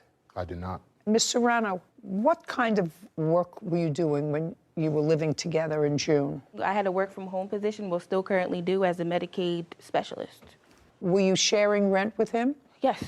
Everything was 50-50. Did you pay him any rent in July? No. I did Did not. you pay him rent in June? Yes. So you paid him the $750. That was your share of the rent? Is that what your share was? That was my share of the rent. June was already paid for. July I did not pay because I did not believe I was going to be there. Okay. Tell me what he said to you that caused you to give him this $750. Well, he texted me one morning and said that Brianna was no longer going to pay her half of the rent as of July, and that if he could... You were living there already? Yes, and if I give him $750, he would give it back to me. And we never discussed anything about me cooking or cleaning. I actually brought groceries, which he said that he would pay me back for, too, while I'm staying there. Okay. So it So you wasn't were an actually there exchange. for 5 days, is that right? About 5 days. 5, 6 days. And at some point around the first week in July, July 5th, 6th, or 7th, you came to the apartment. Yes. Tell me what happened. We had went inside the apartment. Who's we? Michael and I, sorry. Michael So and I you were went- so you weren't staying there. Where had you met him? We actually met at work. We've been together for a year and a half. I understand that. But you came home to the apartment together, and that was, I think, on the 7th of July. Yes. On the 7th of July. Where had you been? You'd been out. You hadn't been staying in the Oh, apartment. no, yeah, I was out actually just going to rosaries and stuff like that. I actually went to go pick him up after a family function from work. After picking him up from work, we went back to the apartment, went upstairs. Was that the first time you had been back to the apartment? No. Since you left? Since I left, I've been there on and off. Like, not on and off, but like every other couple days. But I've been there, not living there, but I've been there spending the night and, you know. Have you ever, when you were there, had you seen Miss Garrett? Nope, but I've seen her belongings, though. Okay. But you knew she was there because he told you that she was there. Exactly. So on the 7th, you picked him up, you went back to the apartment, and you'd been there before, but you had never actually physically seen her in the apartment. Correct. Despite the fact that you knew she was there. Correct. Because you'd been introduced to her. Correct. Okay. And what happened? So we went upstairs. She seen that I was with him, and I guess that must have made her mad. No, just tell me what happened. So there was an argument. Tell me what the argument was. I don't even know what the argument was, honestly. She just seen me, and then there was an argument that unfolded about what I still don't know still to this day. Okay. So now, Miss Garrett, they came home, and? Okay, so them two never came in the apartment together at all that night and previously. No, just tell me that night. Oh, that night. So me and Michael discussed that, hey, listen, things are not working out. He has had multiple people in and out his house, and he was making me very uncomfortable, as well as Miss Serrano popping up. So what do you say? He's had multiple people in and out of the house? Guys, women every night. I would sleep in the park. One night I slept in the park because he had Miss Serrano popping up at 3 o'clock in the morning, her throwing my things around, telling me to get out the house. So I had to go in my car and go sleep in the park. And we had conversations that night when it happened, when she popped up. Hey, can I go sleep? What date was that? It was, I want to say July the 2nd or the 3rd. Okay. Yeah. Before the 7th? Right. Okay. And that's when you went out and slept in the park? Yes. Just a second. Mr. Cody, you remember that evening? Yes, I do. Okay. And that evening on July 2nd or 3rd, Miss Serrano was around, and they don't get along. They do not. Which is exactly what you anticipated. Of course. When you invited her to stay with you. Sadly. Absolutely right. Mm-hmm. Going to have 2 women fight over the prize, the grand prize. Okay. Did you take $750 from her? No, I did you? not. Did you? I didn't ask you a loan. Yes, I didn't ask you. She has proof that she gave it to you. Yes, she- Yeah, okay. So let's not play. Did you take $750 from her? I did. So it goes back to her. That's $750. Now we're going to get to what she alleges is the remainder of her lawsuit, which is damages for assault. Okay. On the 7th of July, there was some sort of an altercation. You want to tell me what that was? Yes. You did something that annoyed him. You went back to take care of your sick mother, which also attests to his bad character. And then what he does is he invites someone, a woman, to come into the house because he knows that it's going to irritate you. That's exactly what happened. He acknowledges that.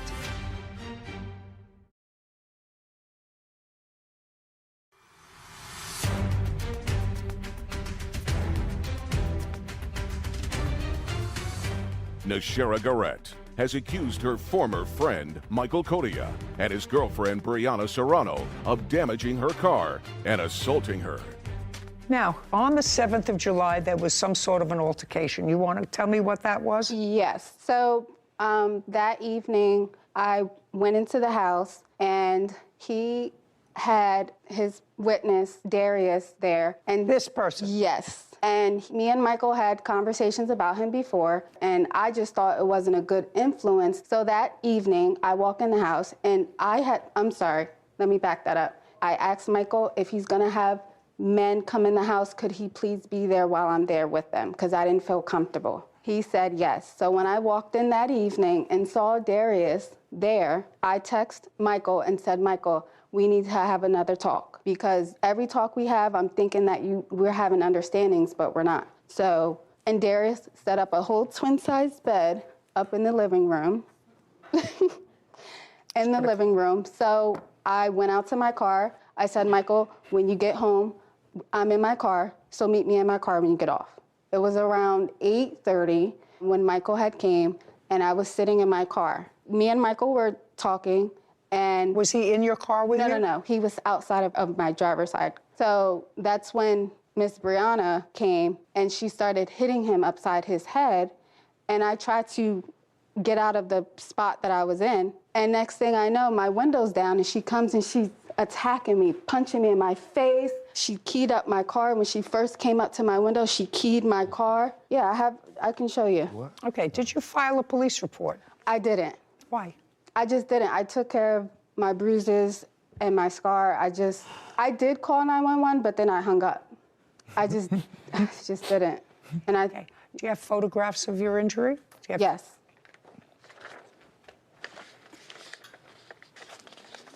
There you go.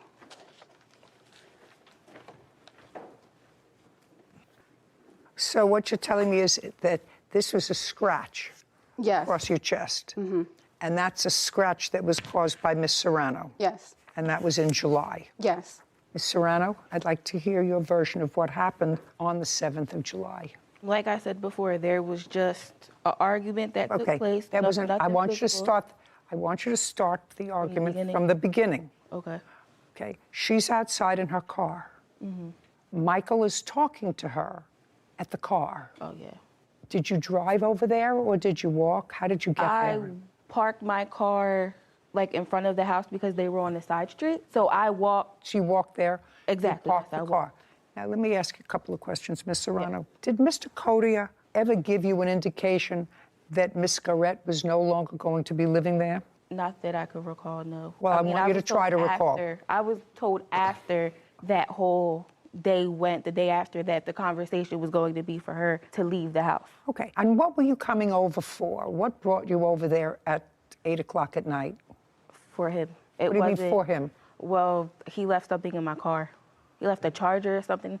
It was something he left in my car that I was returning back to him. Did you tell him you were coming over? Nope. I just popped up. The answer is no. No. You were curious. Yes, I was. Of course I was. There you were. Mm-hmm. I'm See sorry. what's happening to him? This fly is getting vengeance Crazy. on Not him. getting on me. What the hell's going on?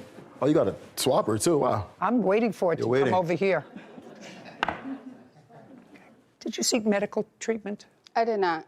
Mr. Cody, I'm going to wrap up this case because I really understand it. I believe I understand it. What I don't understand is why, and this doesn't require an answer, it's sort of a rhetorical question, why you would want to take someone who had been a lifelong friend and someone with whom you are having a child and put either one or both of them in a situation, they don't know each other really, so they don't know whether to like each other or whether not to like each other. I mean, I assume that at this point you would, at least Miss Serrano was planning a long-term relationship with you, and she's having a child, and I assume she thinks you're going to be there to be supportive of the child. Maybe. You have other children? Yes, I do. How many children do you have? I have another son. Okay, how old? 5 years old, 5. And he lives with his mother? Yes, he does. So you see. Yes. There you go. This one's a pesky one. I'm usually good at it. I missed it before. I don't know why you would put them in a situation where they would dislike each other all to satisfy your ego. Wow. Oh, that's exactly what you did. You put them in a position where two apparently nice ladies, both of whom care about you in different ways, you put them, well, do you care about him? Yes. You think she cares about him? I've never, the entire time I was with They him, just know each other for a long time. It was way before me, so I guess if you would have put it like that. And they also went to senior prom together. Just a second. Wow, like I didn't ask you. I'm listen sorry, to me. Your Honor. I didn't ask you anything. This is not a shout out. What I'm telling you is it goes to his character. He knows her for a long time. They never had a romantic relationship. With you, he's had a romantic relationship. You did something that annoyed him. You went back to take care of your sick mother, which also attests to his bad character. And then what he does is he invites a woman to come into the house, lets you know about it, because he knows that it's going to irritate you. That's exactly what happened. He acknowledges that. That doesn't make him a good guy. So I want you to think about that. But I absolutely believe that you caused a scratch on her, which you can't do. Anyway, Mr. Cody, you owe her $750. And Ms. Serrano, you can't put your hands on anybody, no matter how angry you are at them. And I'm awarding her $1,000 for you putting your hands on her. Okay. Judgment for the plaintiff. We're done. Thank you very much. This court is adjourned. I was very satisfied. I mean, I knew it would cause havoc, but Different women every night, I try to keep it in secret. and that's why we stopped being friends before, but I definitely learned my lesson. I feel like it's unfortunate. I feel like she manipulated the whole situation. The friendship is over. It's gonna be a father to my child, man. After working with you now for almost a year, I'm starting to get so jaded from these cases that I'm starting to think that just staying single might be my best option if these are the alternatives. Yeah. Just blows my mind. He admitted to just pitting an old friend and your fiance, who's pregnant with your child, against each other. To satisfy your ego. Yes. Sounds like a terrible idea, was a terrible idea, turned out to be a terrible idea, and it'll land you in court on occasion. You're right, but rethink that staying single. Nanette Highland is suing her former neighbor, Sahara Carrillo, for vet bills after a dog attack.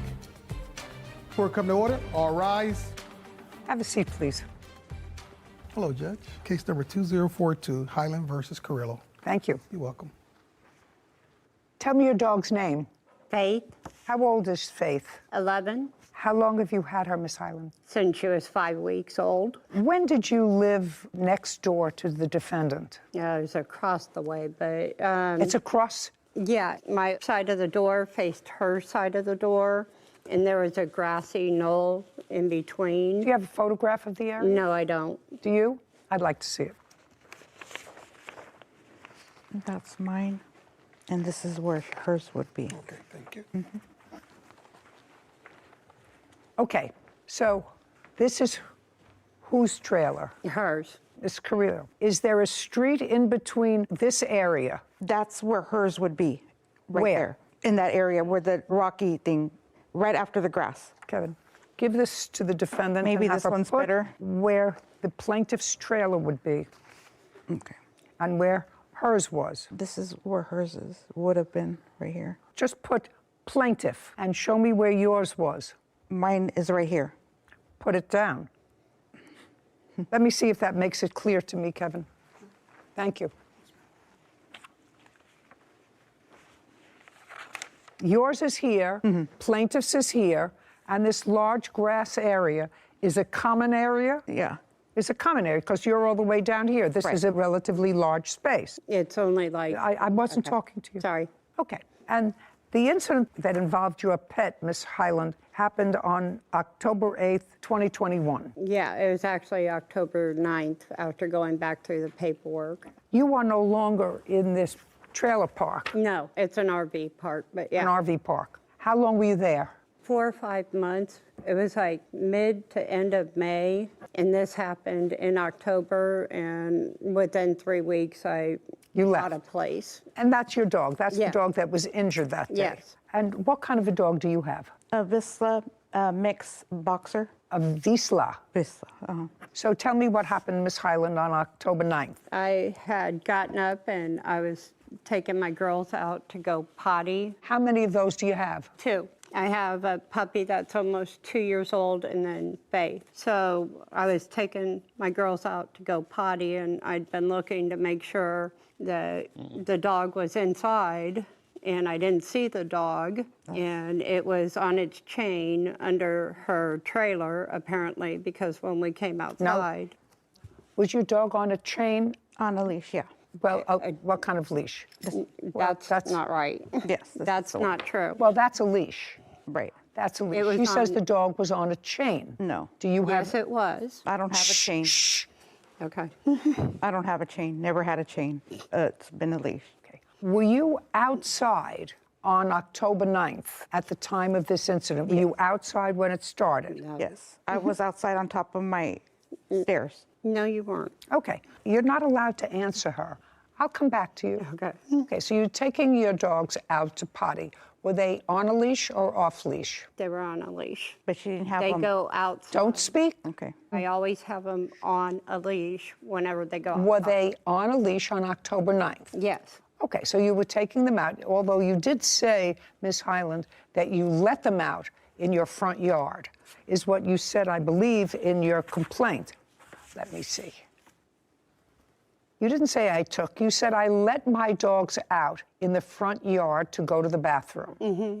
Well, when I say let them out, let me clarify, okay? I'm always with my dogs. I know that you say you were always with them. Yeah. That's not my question. My question to you was a simple one. Were they on leash or off leash? Yeah. Yes, what? They were on their leashes. Mm-hmm. Be careful. You took them out on leashes in the front grass. Mm-hmm.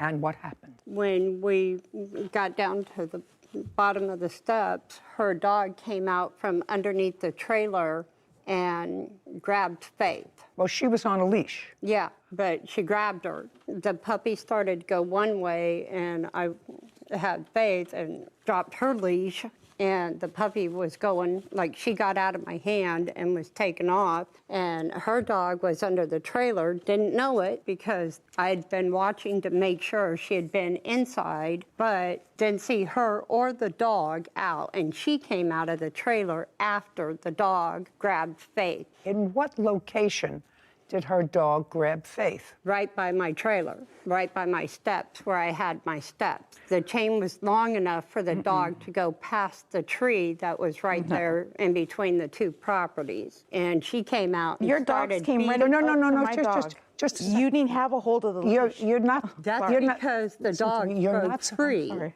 You want to continue with this case or you want to go? No, I want to continue. Then let's understand, we don't talk to each other. Okay, so your version of the events is that her dog was chained under her trailer.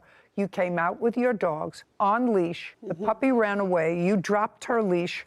Her dog got your dog and took your dog back to her trailer. Yeah. At what point did she come out of the trailer? After the second time, her dog had picked up Faith, and Faith was screaming, and I was screaming. Okay. Miss Carrillo, have you ever had an incident with your dog before? No. With another dog? No, I haven't. That's a lie, because you... Shh. I want you to think carefully. Have you ever had another incident with your dog and another dog?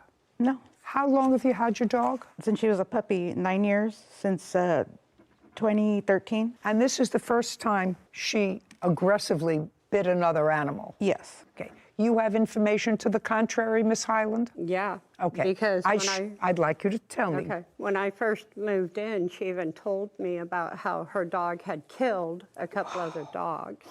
Okay. Tell me about that. She just told me to make sure I was careful with my dogs because her dog has a history of attacking and aggression towards other dogs. Well, those are conclusions. You first said that her she dog told- killed two dogs. She and then- did. She told me that her dog was aggressive and that it has a history of killing other dogs and that it had already killed other dogs, and that's why she got kicked out of her last RV park. I've never lived at another RV park.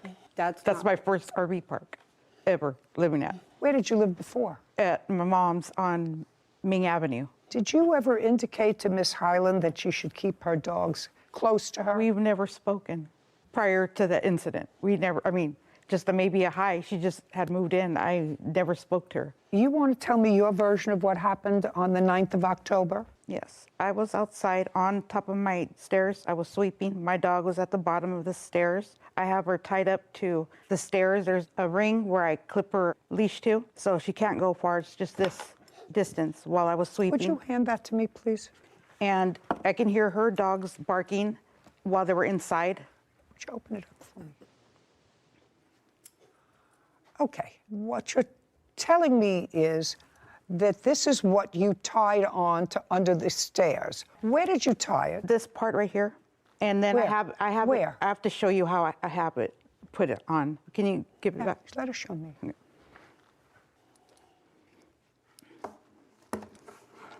I'll clip it onto her harness, and then this would clip onto harness? the bottom. My dog's harness. Are you telling me that your dog was on a 2-foot lead? Yes, I have her right there when I'm right there. Yes. Okay. Yeah. Okay. My neighbor can vouch to that. Yeah. Mm-hmm. So you did see part of this incident? Correct. Careful.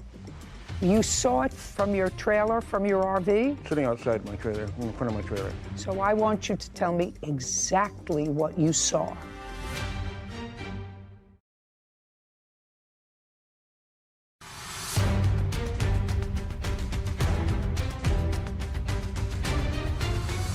Nanette Highland claims her former neighbor, Sahara Carrillo, owes for vet bills after Sahara's dog attacked her chihuahua. Tell me your name. My name is Garrett Newhouse. Mr. Newhouse, how long have you been the defendant's neighbor? 2, 3 years. Did you see the dog on that gizmo? Yes. How far do you live from the defendant? Directly behind Sarah. I'm just right behind her. Behind hers. So you face the back or the front of her trailer? The front of my trailer faces the back of her trailer. The door is the same direction towards the yard. So that you don't see her front door? Her trailer is angled so that I can see her front door. Okay. You want to tell me your version of what happened on the 9th? You could sit down. I was outside on top of my stairs. My dog was at the bottom. On the bottom, this thing? On the Okay. bottom, I have a hook that I clip her leash to, and she was sunbathing right there. I moved her other places, but while I was there sweeping on top, she was right there.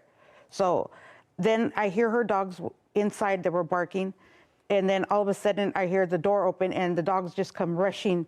Both of her dogs, they had leashes on, but she wasn't holding the leashes. And then my dog grabbed her dog, and I yelled at my dog and whacked her in her head, and she dropped the dog, and then that's when she was on her way. How did that happen? What do you mean? Your dog is on a 2-foot lead. You heard her dogs coming out. You were on top of the stairs. Yes. You saw her dogs, according to you, running, and your dog is on this much. This much? Yes. No, actually not that much, because you made a loop. Yeah, that's the way I do it. Well, not a moment ago. You made it. You made a loop, so it was on about this much, and on about this much lead, your dog picked up her dog in the mouth. How many times? Just that one time, and it's this long. You can see where the area is all dirt, where she stays on it and runs around or misses in the dirt. The grass is still right there where it's nice and green, and the area that she sits in is right there, right in front of my stairs. And so your dog grabbed her dog in the mouth while close to your trailer. At my trailer, yeah. At your trailer. And then you hit it on the rear end and she spit out the dog. Yes. And then? And then she ran towards her and she came towards her dog. This little dog ran towards the plaintiff. The plaintiff ran towards her. And what did you do? She went to get her dog and I What grabbed did you my do? dog. How did you grab your dog? I took her off her leash and put her inside. And then I went to see if her dog, is your dog okay? You should have had a hold of her leash. Now, what did you say to her when you came out? Is your dog okay? Okay. Is your dog okay? And what did she say to you? I can't remember. She was just, your dog, got my dog. I'm like, how come you didn't have the leash? They were on leashes, but she wasn't holding them. And she said because of her legs that she couldn't. And I told her, then you shouldn't have dogs if you can't take care of them. Just a second, is that what you said to her? You shouldn't have dogs if you can't take care of them? If you can't take, they can't be loose. There's a leash law, and she didn't have the leash. She had leashes on them, but she didn't have a hold of them. I'm just asking you. Yeah. That's what you want me to believe you said to her. That's what I said to her, yeah. You shouldn't have dogs if you can't take care of them. That's what I said, yes. Okay. And did you see her dog injured in any way? No. Can I see the records from the vet, please? Yeah. And here's even photos. And was there a report made to either the There was, RV? but Oh, shh, I didn't finish okay. my question. Was there a report made to the RV park or to the police department? Yes. May I see that too as well? I don't have the RV park or the police report. They Okay. could not. Okay, but not they they were could sending not. me all over. The answer is I don't have them. Yeah, but that's just photos from the injuries. Now, I'd like to see the vet report, please. This is the neurology. This is all the other vet stuff. Don't give me a whole bunch of stuff. I'd like to see the reports and the bills from the vet. And I am correct, sir, you did not see any of this incident. Is that correct? Only the commotion No, just a when second. and she I'm smacked asking the you. dog and No. Stand up. Let's be very careful about your answer. Am I correct that you didn't see any of this incident? only after she had smacked the dog and he dropped the dog and they were that little commotion right there where she picked up the dog and went in the house. You saw it from your trailer, from your RV? Sitting outside my trailer. So I want you to tell me exactly what you saw. Now look at me. Her. Who's her? Sarah. Her picking up her dog and going back to her house. Where was she when she picked up her dog? No, I tell you what you're going to do. You're going to show me right here. Like halfway between her house and mine. I mean, her house. Put a mark where you saw her, where she picked up her dog. Okay, may I have that, please? Struck it somewhere. Like a couple feet away. So she picked up her dog right near Miss Carrillo's RV. Correct, yes. And where was Miss Carrillo? She took the dog and led it up the stairs, put it in the house, and shut the door, and came back out to see. And at that time, were you listening to what the two women were saying to each other? Not really. Were they yelling at each other or were they calm? There was yelling. So if they were yelling, could you hear what the yelling was? I didn't know either one of them at that time really that well. I think I went back in the house at that point. Just whatever. Thank you. You've been most helpful. Okay, you have the report from me from the 9th of October? Yeah. I'd like to see it.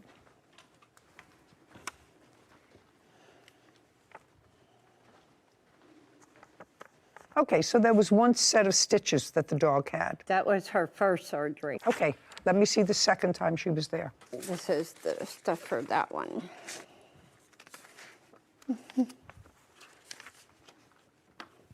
And that's what why.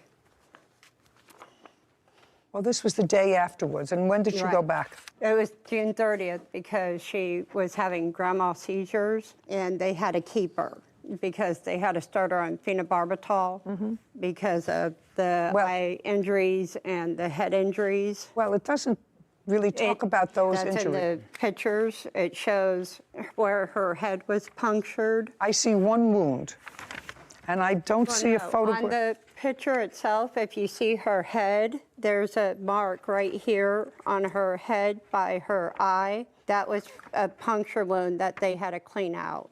Okay, now, the defendant says both dogs had a leash on, but that the leashes weren't attached to your hand. Is that correct?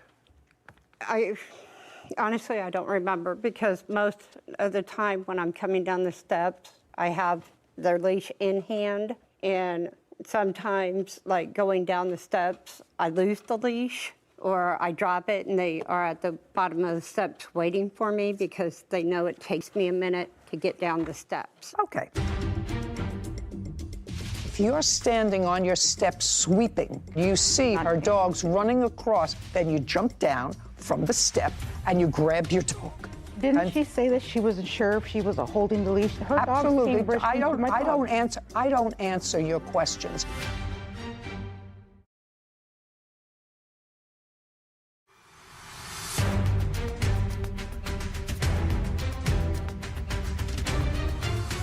Nanette Highland says her former neighbor, Sahara Carrillo, is responsible for her Chihuahua's vet bills. Sahara claims her dog was tied up and Nanette's dog ran onto her property. At any time did Faith run across the lawn? No, she was right by the steps because the tree is right there. It was like in between our spaces isn't even as big as this, in between here and your front of the bench. And literally, she was grabbed right by my steps. Was any report made by you to any animal control? I'd called 911 and reported it, and they can't find the report, but it was done over the phone, and I waited for them to come out for a week, and I kept calling them. But I did it over the phone with them. Did you ascertain from the defendant whether her dog was up to date in rabies shots? I didn't ask any questions afterwards. I was just trying to make sure and find out what was going on with her. Did anyone from the RV park come and discuss the incident with you? They just asked me what happened. Just a second. So the answer is yes. Do you have any sort of documentation of that discussion that they had with you? There was no documentation. Do you remember the name of the person that you spoke to? Yes. Are you still at the RV park? Yes. Did you tell the RV park that there was a witness to this event? No. Well, there were two different versions of the event. One says that your dog came and attacked hers, and you say that her Chihuahua came and was aggressive towards your dog. But you have allegedly an independent witness who saw part or most of it, who you brought to court today. I assume that the plaintiff communicated to the RV park that your dog was at fault, correct? Yes.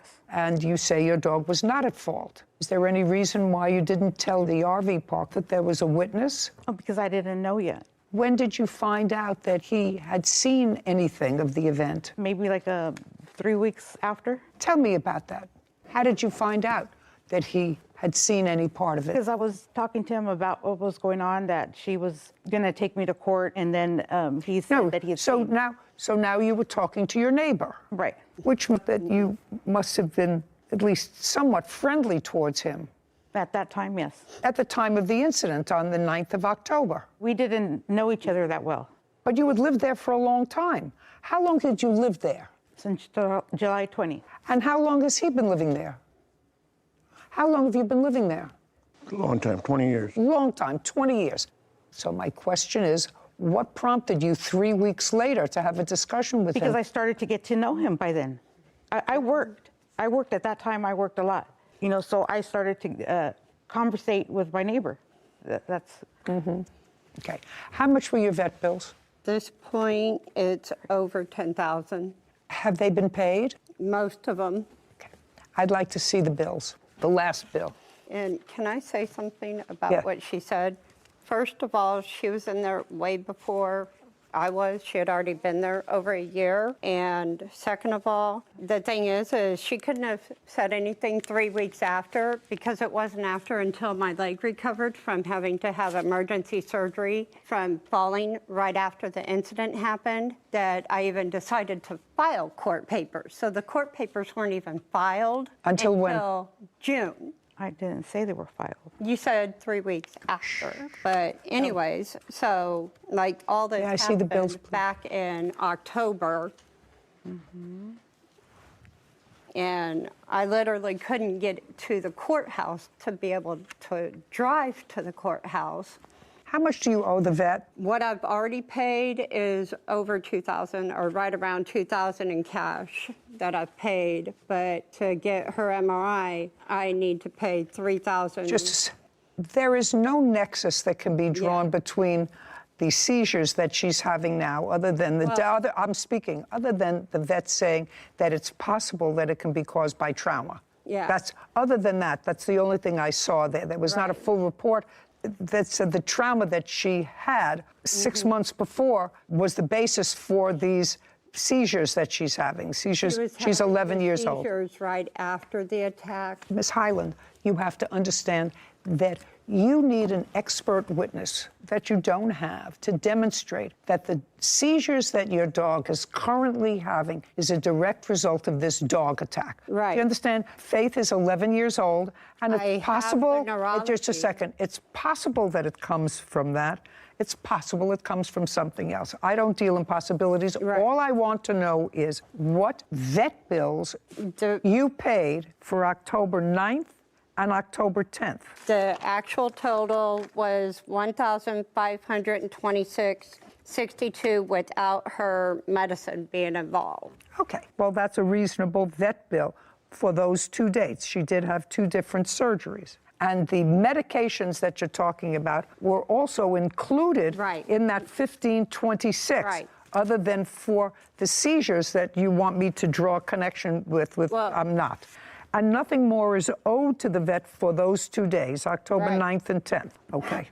Ms. Carrillo, I have to make a determination as to whether or not I believe the story that her 2 little dogs rushed up to your dog that was being chained to a step on a very, very short lead with you standing right there, and whether or not I believe that you stood there while your dog that was on a very short lead, that has never had any problems with aggression before, picked up her dog twice, because once she had puncture wounds in the stomach and once she had puncture wounds around the head. And I don't believe you. Quite frankly, I don't believe you. Okay. And I think you're responsible for her vet bills. I think you would have indicated. Didn't she say that she didn't have the leash, that she wasn't sure if she was holding the leash? Her absolutely. Dogs I don't answer your questions. If you're standing on your step sweeping, and your dog is now chained, and you see her dog's running across, then you jump down from the step and you grab your dog.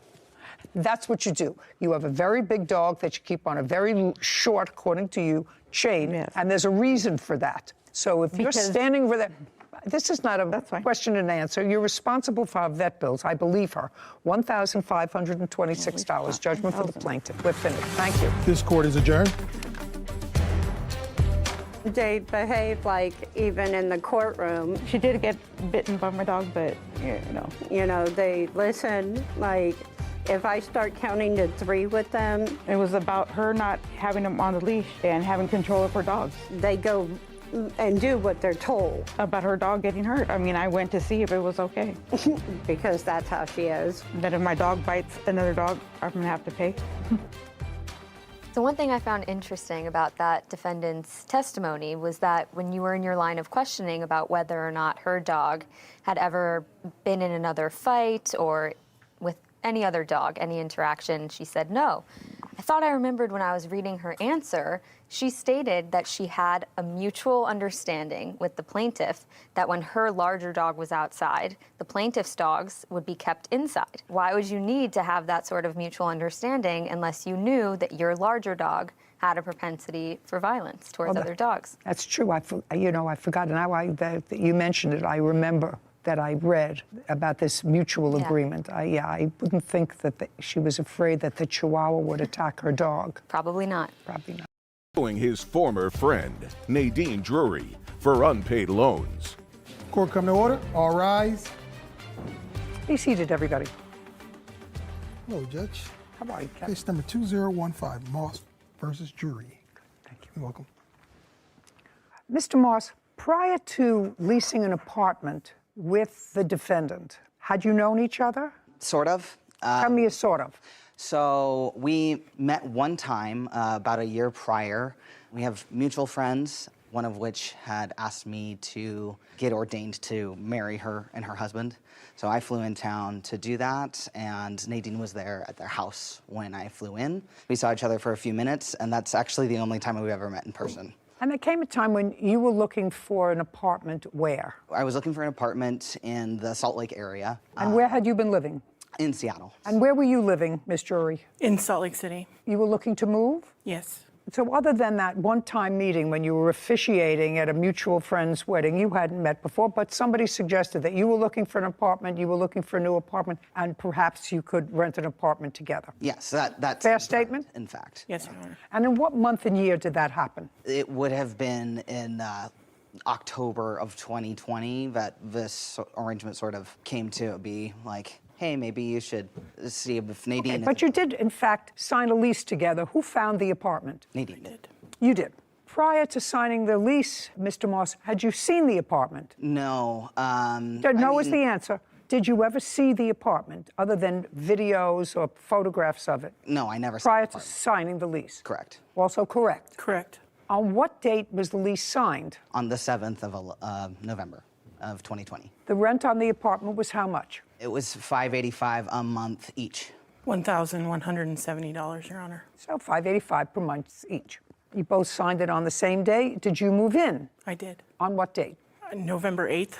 And you were still in Seattle? Correct. Did you ever move into the apartment? Never. Okay. And that is also correct? Correct. Because for whatever reason, you decided to stay in Seattle? Correct. Is that work-related or socially? Social. And then you contacted her and told her that you weren't intending to move in? Correct. But that you would continue to pay your half of the rent. Is that also correct? Correct, Your Honor. And you were making a direct deposit to the account to pay the rent? Yeah, it was an automatic payment from my account to the rental. To the rental office? Yes, to the rental office. Then you came to find that Miss Jury had stopped paying her portion of the rent. When did you stop making payments on your portion of the rent? In January. So you paid either full or partial for November because you moved in on the 8th, and you paid December's rent. Correct. And you stopped paying rent in January. Why? I lost my job in December of 2020. So I'm going to outline now what this case is about. Yes. Mr. Moss continued paying his half of the rent until you found a roommate. Correct. And you found a roommate when? I believe I found him in February, and he moved in the month of March and started paying his half of the rent. So you didn't pay rent January or February, Correct. 2 months. Correct. And you had no work. Correct. When you found out that the rent wasn't being paid, according to you, in order to not impact your credit, you spoke to her. She said, I don't have a job. And you said, I can help you out. I'll send you money. Is that generally what happened? Then I'll get into that's generally what happened, but there is a little more detail to it. I'm going to let you get to the details. All right. And you want that money back. The money that you advanced her in her time of need, which was how much in total? The total is $3,360. She did at some point pay me $300 back, so the amount I am seeking is $3,060. Okay. Are those figures accurate? Yes.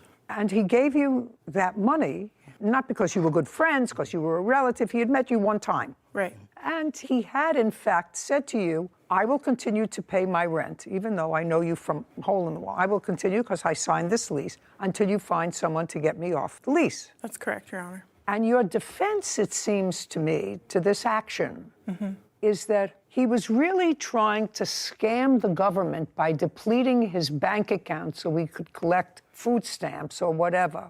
No. And as a result of that, because he wasn't being honest with the government, you shouldn't have to pay him back. I just want to know if that's what I'm reading correctly. There was never an agreement No. payback. That's a different story. I'm going to read this over because, you know, I'm getting elderly, and I may not have recalled exactly what you said in your answer. It doesn't say that here. It says several months later, it's after you found a new roommate, Emmett randomly reached out to me saying that I owed him money and demanded that I take out a personal loan to pay it. I refused. Emmett has some nerve. Not only did he break the lease, well, what difference does that make to you? He still was paying his half of the rent. So now you had a whole apartment by yourself and he was paying the rent, right? So why does he have some nerve? But he took advantage of me and used me to scam the system. So that's what I understand your defense is. It is.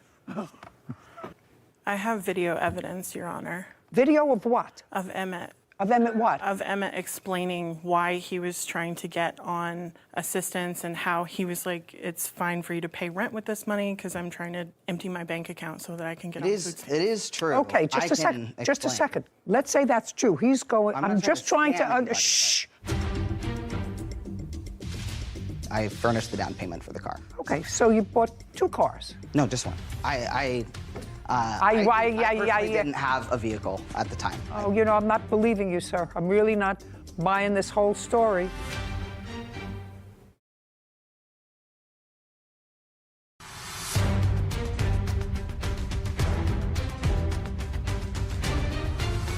Emmett Moss claims his former friend, Nadine Drury, owes for unpaid loans. Nadine says Emmett broke the lease they were both on.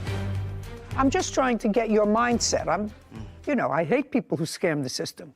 But you got this money from him.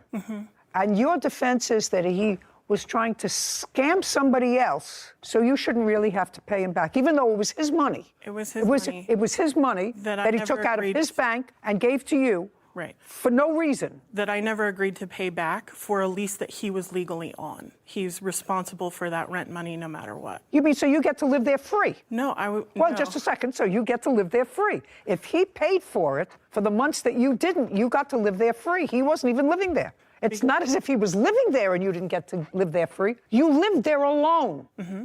And he was paying the rent. Yes. Well, why do you think you're not responsible for that once you get back on your feet? We never talked about a repayment. No. That's not. Okay. Now, We definitely talked about repayment. Now, I want you to explain to me and be very careful because, you know, I've been in this system a very long time. So I know about social services and I know about the system and I know about welfare and I know about food stamps. I know all about that. So you contact her. Yes. And she tells you she lost her job. Yes. Let's pick it up from there. Okay. So I found out through the payment portal that she hadn't paid rent. Yeah, we're past that. Okay. We're I past contacted that. her about that. Well, there was. Don't look up. Apologies. I sent her money that night. No. You contacted the portal, and then you had to have had a conversation with her. Right. If you tell the truth, you don't have to have a good memory.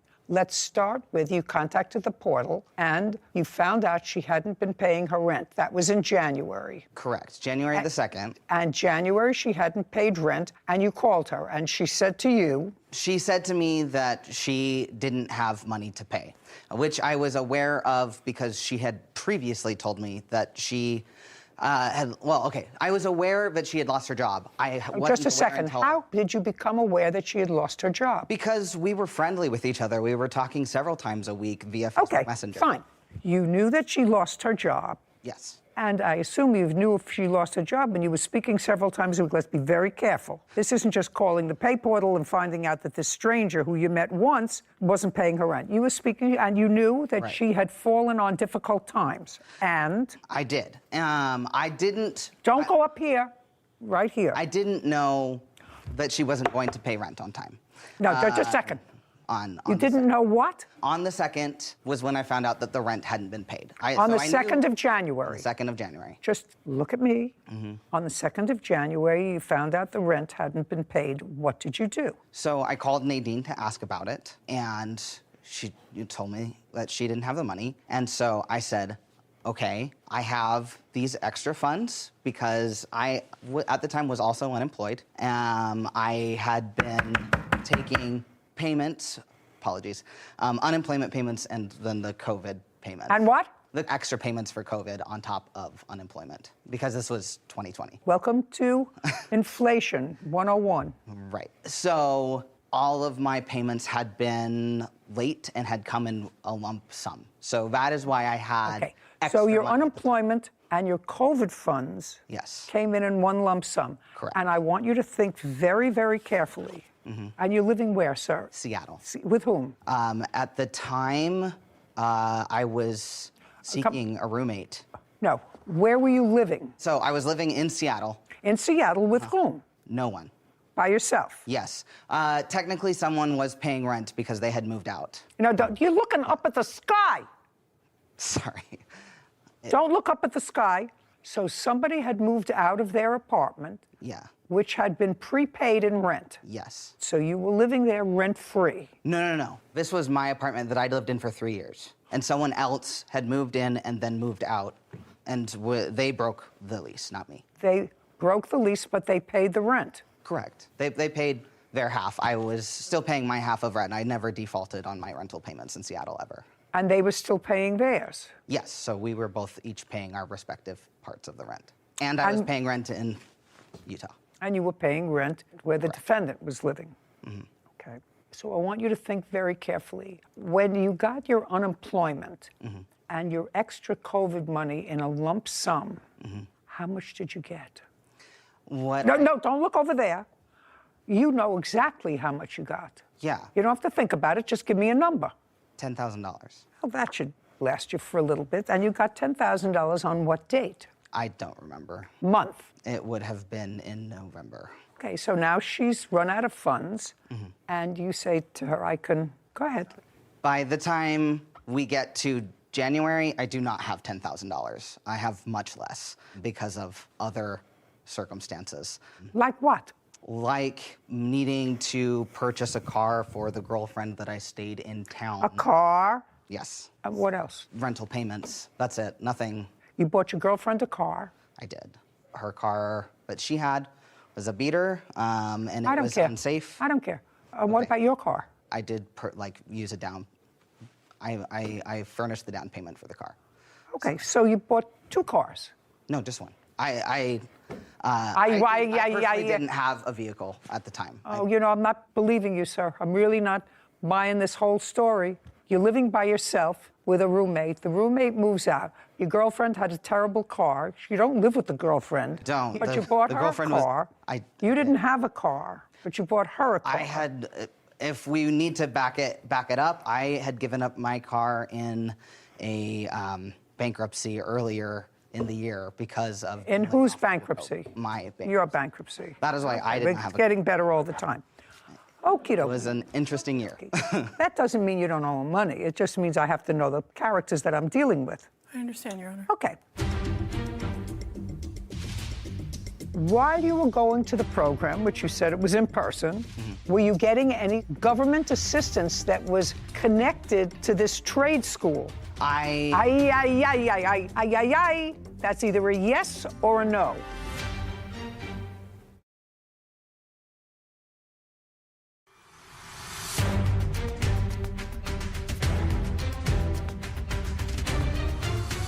Emmett Moss has accused his former friend, Nadine Drury, of refusing to pay back loans. Nadine claims she was used by Emmett to scam the government. So now you've got much less money from the $10,000. You bought your girlfriend a car, you had to pay her rent, you paid your own rent, you had other things from bankruptcies that you had before, so you have a little bit of money left in the bank. Yes. Go ahead. So don't look over there, right here. No, look, that evening of the 2nd, I paid Nadine a total of $710, enough to cover the rent of $585, any fees it would cost her to go and withdraw that money from the bank, and she also asked for extra money for groceries. Just a second. You acknowledge a $3,000 amount of money that he gave you. Am I right? Yes. Or yes. You say that that's correct. That includes the money that he's saying that he spent on rent, that he gave me for rent, and he's also asking for his deposit. I am asking for my deposit. The deposit for the apartment back. Okay, well, he's entitled to that. You have a new roommate who I'm sure you got a deposit from. She chose to not. And if you didn't? Collect a deposit from What? the roommate. Well, that's her problem because she's going to get the deposit back. Yeah. Okay. Well, that's reasonable. She's going to get the deposit back when she leaves. When you leave, if you leave the place in good condition, he was never living there, so if you don't leave it in good condition, then it's on you. I want to know about this video that she wants me to look at, where you tell her some sort of a scheme you have to get more money from the government. It wasn't a scheme. Why don't you tell me about it? So far, we got $10,000 that was supposed to last you for 6 months, and you blew it on a car for your girlfriend. And so you may not call it a scheme. I want you to tell me why you had to have a zero bank account. I didn't have to have a zero bank account. A more limited access to money. What were you applying for, sir? So not so up here, so here. Okay. I was applying for a program to go into the trades. So it was like a work-study program, like electrician, plumber, that sort of thing. And again, I didn't have a job, and unemployment had completely stopped. And as far How many years did you collect unemployment? It was less than 1 year. How many years had you worked? How many years have I worked? Yeah. I've been working since I was 16. So well, I'm been surprised 14. the unemployment totally ran out because they kept extending unemployment. People were on unemployment for years during COVID. When they cut me off December of 2020, they did not reestablish my claim. I kept applying and it was denied. So I don't know why, but it was. What kind of work do you do now? I work for customer service. Okay. And the trade school that you wanted to go to was to prepare you for what? To be an electrician was what I wanted to do. An electrician? Yes. And was this an online program? No, this was in person. Where? It was in Seattle. And how much did they give you to go to that program? They didn't give me money to go to the program, but the program was free of charge. Okay. So the government paid the tuition. I believe that. Well, somebody pays the tuition, sir. Yeah. So the government pays the tuition. And while you were going to the program, which you said it was in person, how were you supporting yourself? So, were you getting any government assistance that was connected to this trade school? That's either a yes or a no. Yes, I applied for food stamps and got food stamps. That is what I got. So you applied for some sort of assistance while you were going to this trade school, which you're not practicing now, and you're not an electrician. That is correct. And in order to apply for food stamps, you have to have a certain amount of money is the maximum you can have in your bank. That is correct. Okay. So that's the fraud you're talking about. That's why he gave you the money. Yes, ma'am. Okay. I mean, just a second. I also gave her the money because she was going to need the money for rent. Like, it was one of those situations where it was mutually beneficial for me to give her the money, but it wasn't. You're looking up at the sky. I understand what happened. So I wasn't going to have any way to support myself. I needed something to. The $2,000 was going to cover the rent for my place and my place in Seattle and my place in Utah, and then I wasn't going to have anything left. I understand that it became mutually beneficial for you to advance her the money so that your bank account would have less in it so that you could receive assistance and also get free tuition at a trade school that you didn't use. My intention was to use it, and I changed my decision later. Do you think the trade school charged the government once you enrolled in it? Yes. Yes, of course they did. And you know how much the tuition was in the trade school? Yes, you have to know. No, it was free to you, but it wasn't free to the government. Right, the government pays. $1,500 was what I was made to understand. Baloney. You people really somehow deserve each other, but you owe him $3,000. Madam, judgment for the plaintiff. We're done. This court is adjourned. I'm a little bit shocked to be made out as a government scammer. I mean, I lost my job and I wasn't able, and he bailed on the lease that he signed. Because that wasn't ever my intentions. I mean, I was alone. I had lost my job. I just didn't have any support. Definitely careful about getting money from the government. Just glad it's done. Glad I don't ever have to see him again. Haven't had to do that since this whole situation, and I intend to keep it that way. You know, it's so unfortunate because that plaintiff looked like an intelligent enough man, able-bodied, seemingly, and he spent a lot of time, effort, brain power into bankruptcy proceedings, trade schools that would be paid for by the government, applying for food stamps, knowing what the threshold for food stamps is so that he had to get rid of a certain amount of money.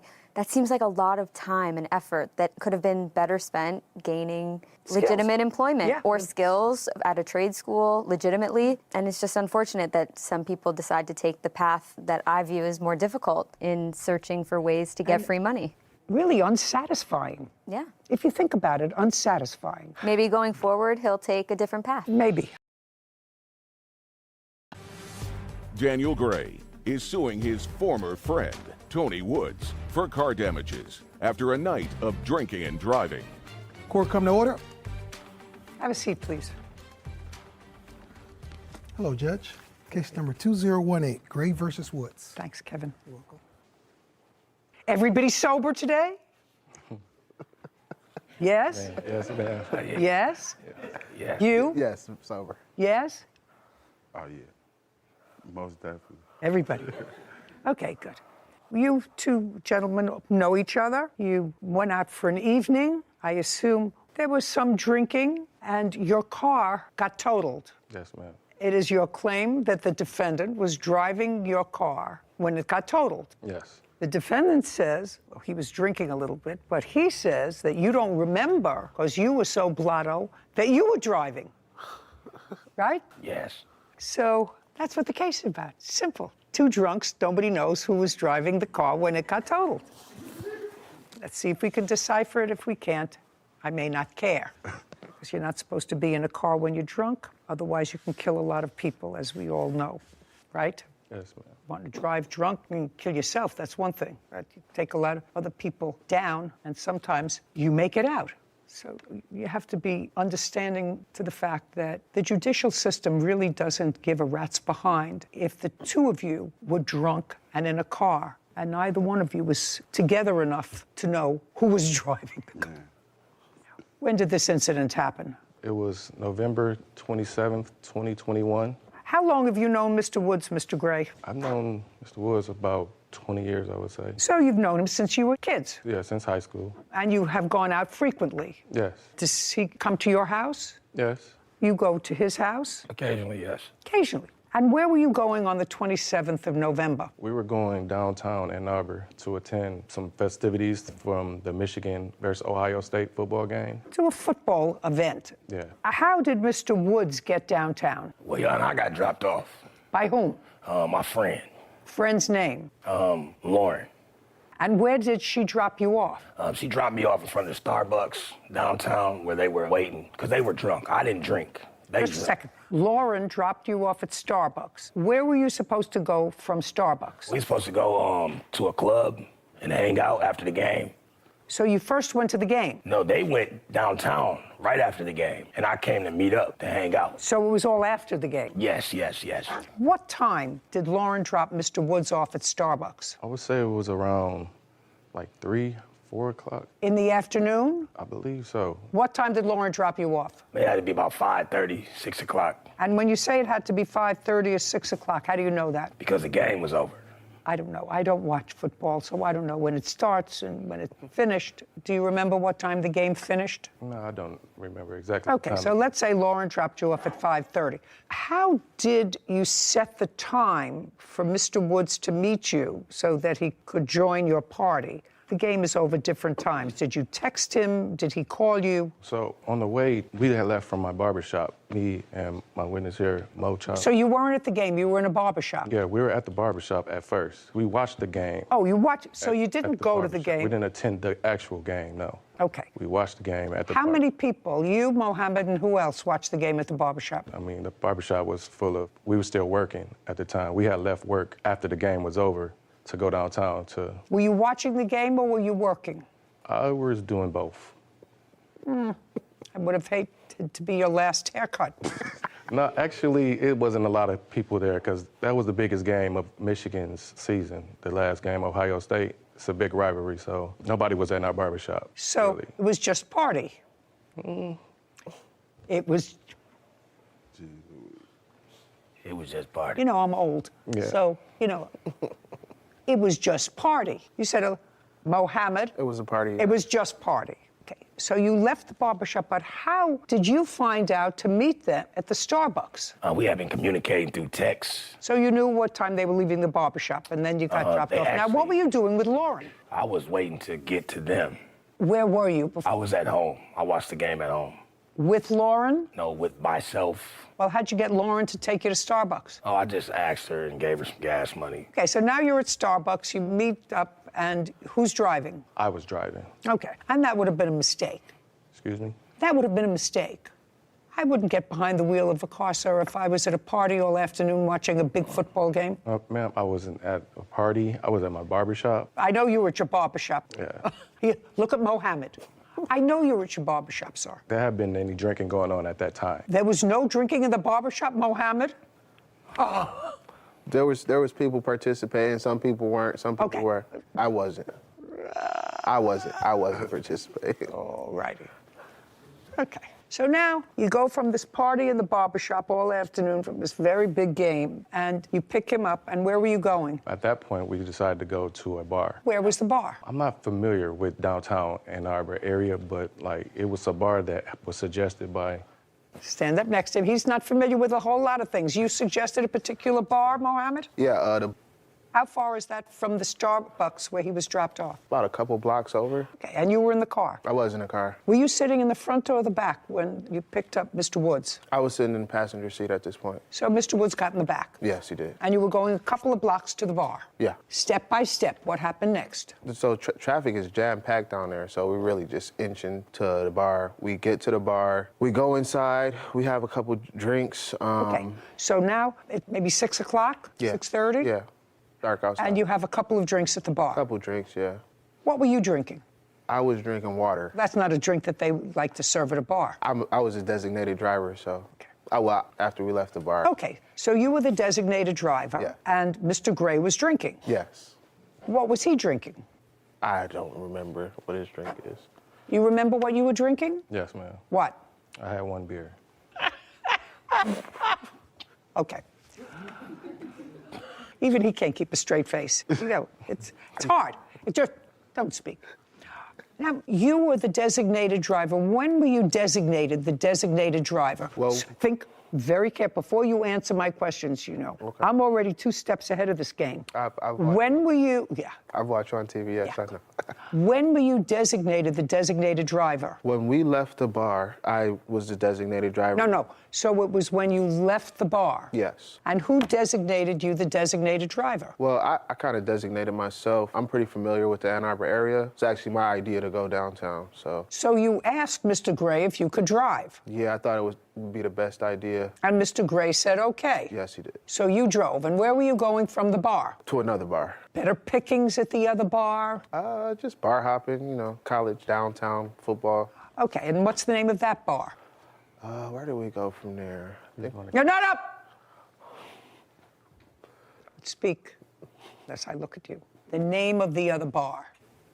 Okay, now he helped you with that, right? Yeah, he jogged my memory a little bit. He jogged your memory. Yeah. So if he knew the bar, why did you have to be the designated driver? I don't think I understand your question. It's very easy. You said you were the designated driver because you know that area. Right. I'm saying I didn't remember what bar we went to. I'm very familiar with the area. I just didn't remember what bar we were going to that night. Okay. What happened when you got to the second bar? We had some more drinks and... we had some more drinks? Yes. What was Mr. Gray drinking? You know, I was talking to some other friends that I met up with there. He was off doing his own thing. I don't remember what he was drinking. What were you drinking? Water still at this point. Water. Yeah.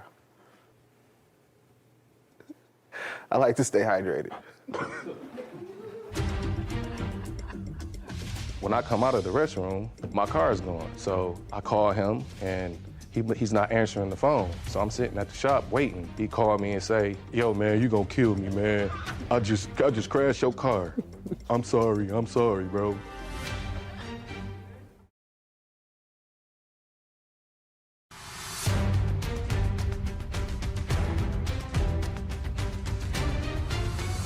Daniel Gray claims his former friend, Tony Woods, drove drunk and crashed his car.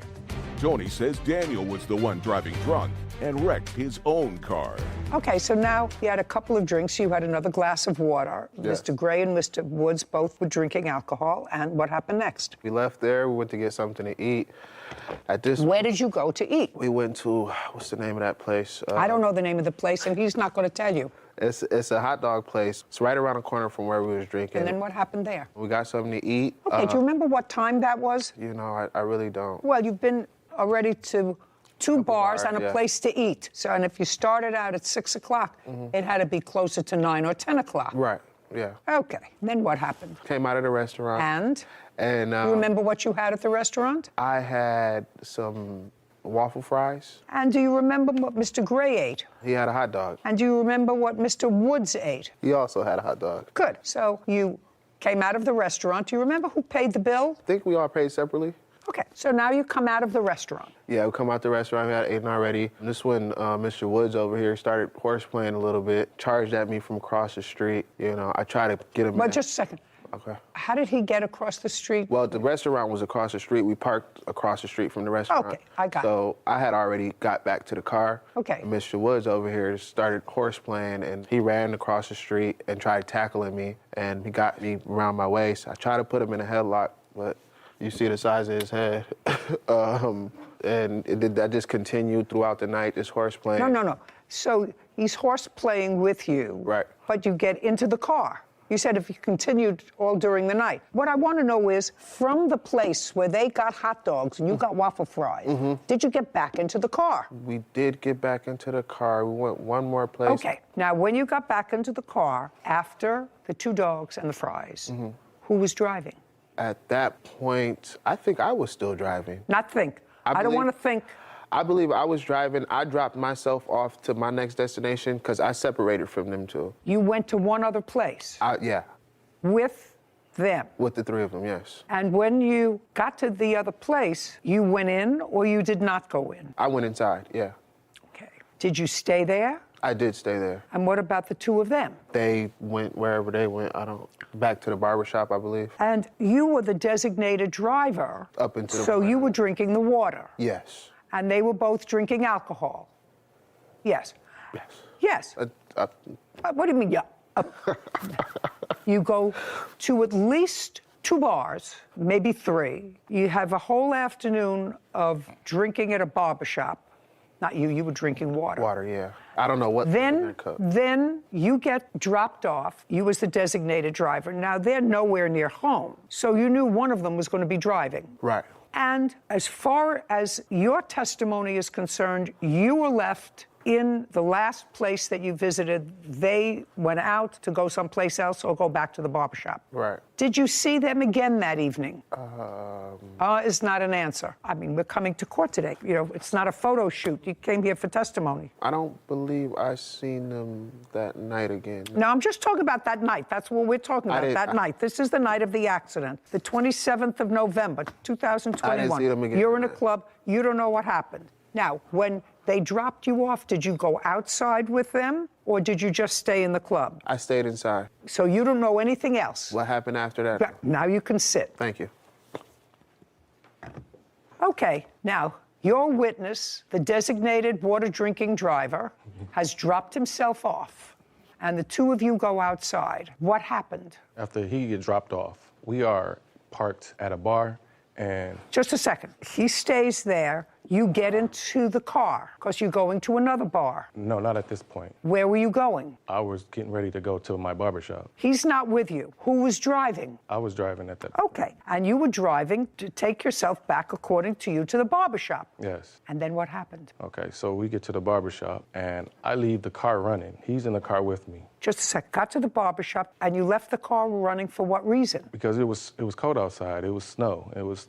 it's November. Well, what were you going to the barbershop for? I went to the barbershop because I needed to use the restroom. And the barbershop is close by to this last bar you were at? Yes. How close? Maybe like 2 miles. Okay, so you went to the barbershop.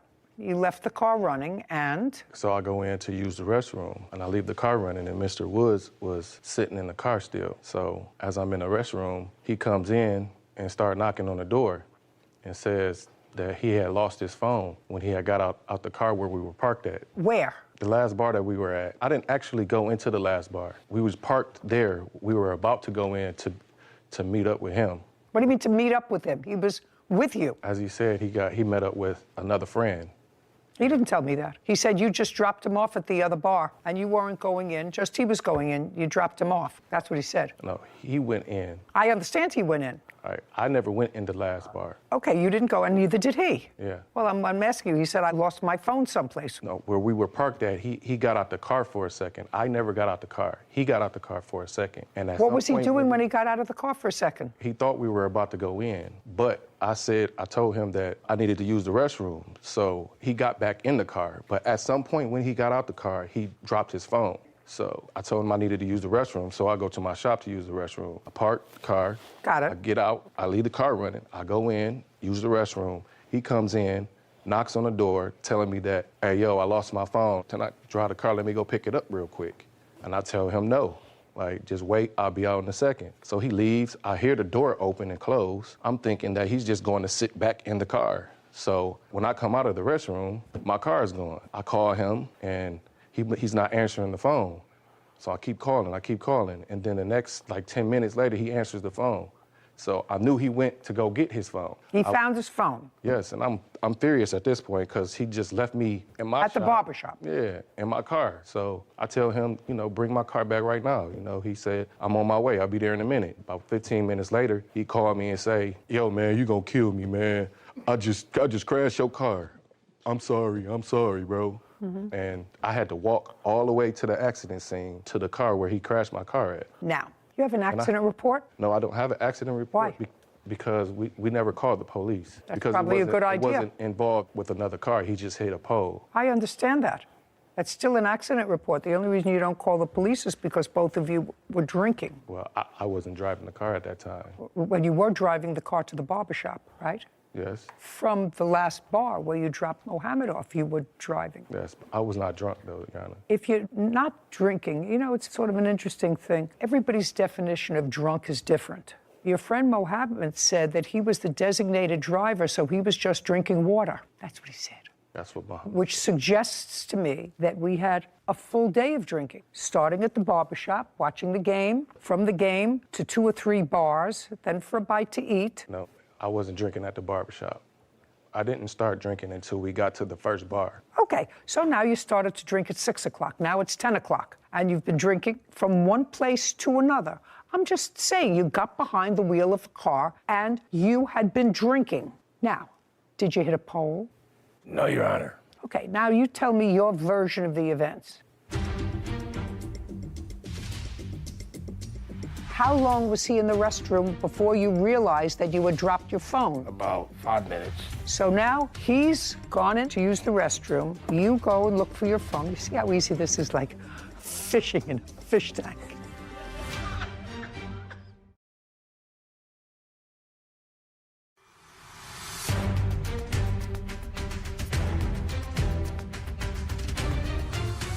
Daniel Gray has accused his former friend, Tony Woods, of driving drunk and wrecking his car. Okay, now you tell me your version of the events. Okay, first off, I ain't eat no hot dog. So I never. You didn't what? I never had a hot dog.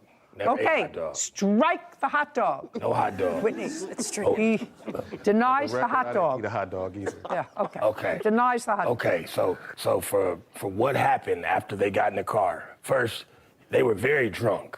Just a second. You don't have to tell me. All 3 of you were drunk. I wasn't drunk yet. Okay. By the time the car got trashed, you were drunk. Let me tell you what I believe. Okay. So that you can pick it up from there. Okay. I believe that Mohammed was dropped off at the last bar. So there came a time at the end of the evening when it was just the 2 of you. I don't know who was driving, I don't know who was the passenger, but I believe that they dropped him off because otherwise Mohammed, who appears here as a witness today, would have had a better story because he says, I don't know what happened afterwards, you know, because I wasn't there. So there was a time at the end of the evening that just the 2 of you were in the car. Okay. That's what I believe. Okay, can I tell you before that part, though? Because he was driving down the wrong way of the street. But there's no question in my mind he shouldn't have been behind the wheel of a car. And that's when I lost my phone and my wallet, and we were wrestling in the street. He actually attacked me. Let's move forward. Okay. There came a time when just the 2 of you were in the car. Okay. When was that? Well, we were sitting in front of a bar that we were about to go to. I got out the car, and I dropped my phone. At that time, I asked him to take me back to get No. You dropped your phone. And you didn't know you dropped your phone because if you knew you dropped your phone, you would have picked it up. Right, correct. Right. So then you got back into the car. Driver's seat or passenger seat? I was in the passenger seat. And Mr. Gray was driving? Yes. And Mr. Mohammed was at the bar? Yes, he was with a friend. He had gone to the bar, so it was the 2 of you. You're in the passenger seat, he's driving, and he's drunk. Yes. And you went back to the barbershop for him to use the restroom. Just follow, because there was a time when you wanted to go back to look for your dropped phone. Do you understand? Correct. Now, he goes back to the barbershop. How long was he in the restroom before you realized that you had dropped your phone? About 5 minutes. And you realized that you had dropped your phone because you tried to make a call while you were waiting for him. Correct. And it was snow on the ground, correct. It was snowing, and he didn't have a Frankfurter. Yes. So now he's gone in to use the restroom. You go and look for your phone. You see how easy this is, like, it's like fishing in a fish tank. You went inside, and what did you do when you went inside when you realized that you had lost your phone? I told him, let's go get my phone, and he drove us and went and got the phone. Okay, so he came out of the restroom. You got back into the passenger seat of the car. Correct. And he got into the driver's seat of the car. Correct. And what happened? Then we called Mohammed to try to meet back up with him after we got my phone. And then... No. Step slowly he turned. Step by step, inch by inch. Now you're in the car, on your way back to the bar where Mohammed is to look for your phone. I got drunk. I think I blacked out after that point. Not according to your answer. According to your answer, you knew exactly what happened, sir. What do you mean you blacked out? You I mean, signed a sworn statement. I know we got the phone. I got the phone back. Well, I know you got the phone, so you had to have driven back there successfully to get the phone. Yes. And is it at that point that you get back into the car and you blacked out? No, it was just I got really drunk after getting my phone. Like after that, I just. You don't remember what happened? I remember getting my phone and being drunk. Like, I got my phone. Okie dokie, there we go.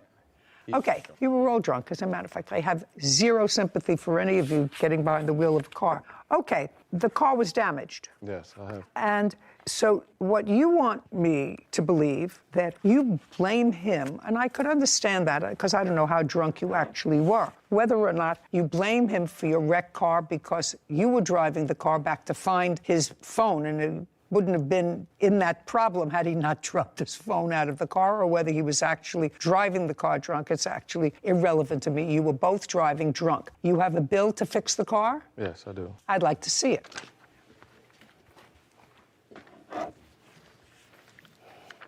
And I have pictures of the accident. Okay, so, yeah, so the bill was $5,500. And you had insurance? Yes. And the insurance paid for how much? I had no fault insurance. So you didn't have... I didn't have collision. Okay. You didn't have collision, so you had to pay $5,500, which you paid. Yeah. Divide that by 2. $27.50. That's what I thought. So, Mr. Gray, there are some lessons that you learn, and I don't know whether other courts would agree. I have to make a determination as to credibility, and quite frankly, I can't determine between two drunks who's telling me the truth. Because on the 27th of November, both of you were in no condition to drive a car. And I can't tell who actually drove the car at the time that it was wrecked. But I do know that you drove the car from a club to your barbershop, and that neither one of you stayed at the scene, called the police, because both of you were inebriated and knew that either one or both of you were going to get busted for a DUI because you both drove the car that evening. What? Ma'am, I was not drunk at the time that this happened. I did go to the bars, but I wasn't in the bars drinking. That I had one beer. $27.50, we're done. This court is adjourned. I feel like he kind of got the story wrong because I wasn't drunk, but... I think that was very fair. I feel like, the judge was very reasonable. I had one beer that day, but, I mean, there's a limit to, being drunk in the state of Michigan. It was just one of those drunk things, but we got it taken care of. I wanted to make him look like my vehicle. It was very snowy outside, and, something happened, and I don't remember. I didn't do anything. I just called a tow truck and tried to get the situation solved. And I'm very happy to get this case behind me. Satisfied I got something out of the deal. I don't know. Hopefully we could get back to being friends. He's a good guy. I'm surprised you gave them anything. Unclean hands don't deserve money from this court, as we've seen time and again. So I'm surprised, really, that you gave him even half of what he was asking, because you couldn't tell which one of them was credible, if either of them were credible. And so what are you supposed to do? I mean, I guess splitting it down the middle was, I understand why you made your judgment, but I would have taught him a lesson, given him nothing. Interesting. Drunk driving is nothing to play around with. Yeah, okay. Very serious. You're okay. I'm glad in the DNA it's getting tougher rather than softer. Oh, yeah. Okay, good. Yeah, you may be right. You may be right. I just felt that they were both at fault. And either you leave the parties where they are, or you say both of you have to hurt a little. Yep. I understand. But I actually understand your position. Respect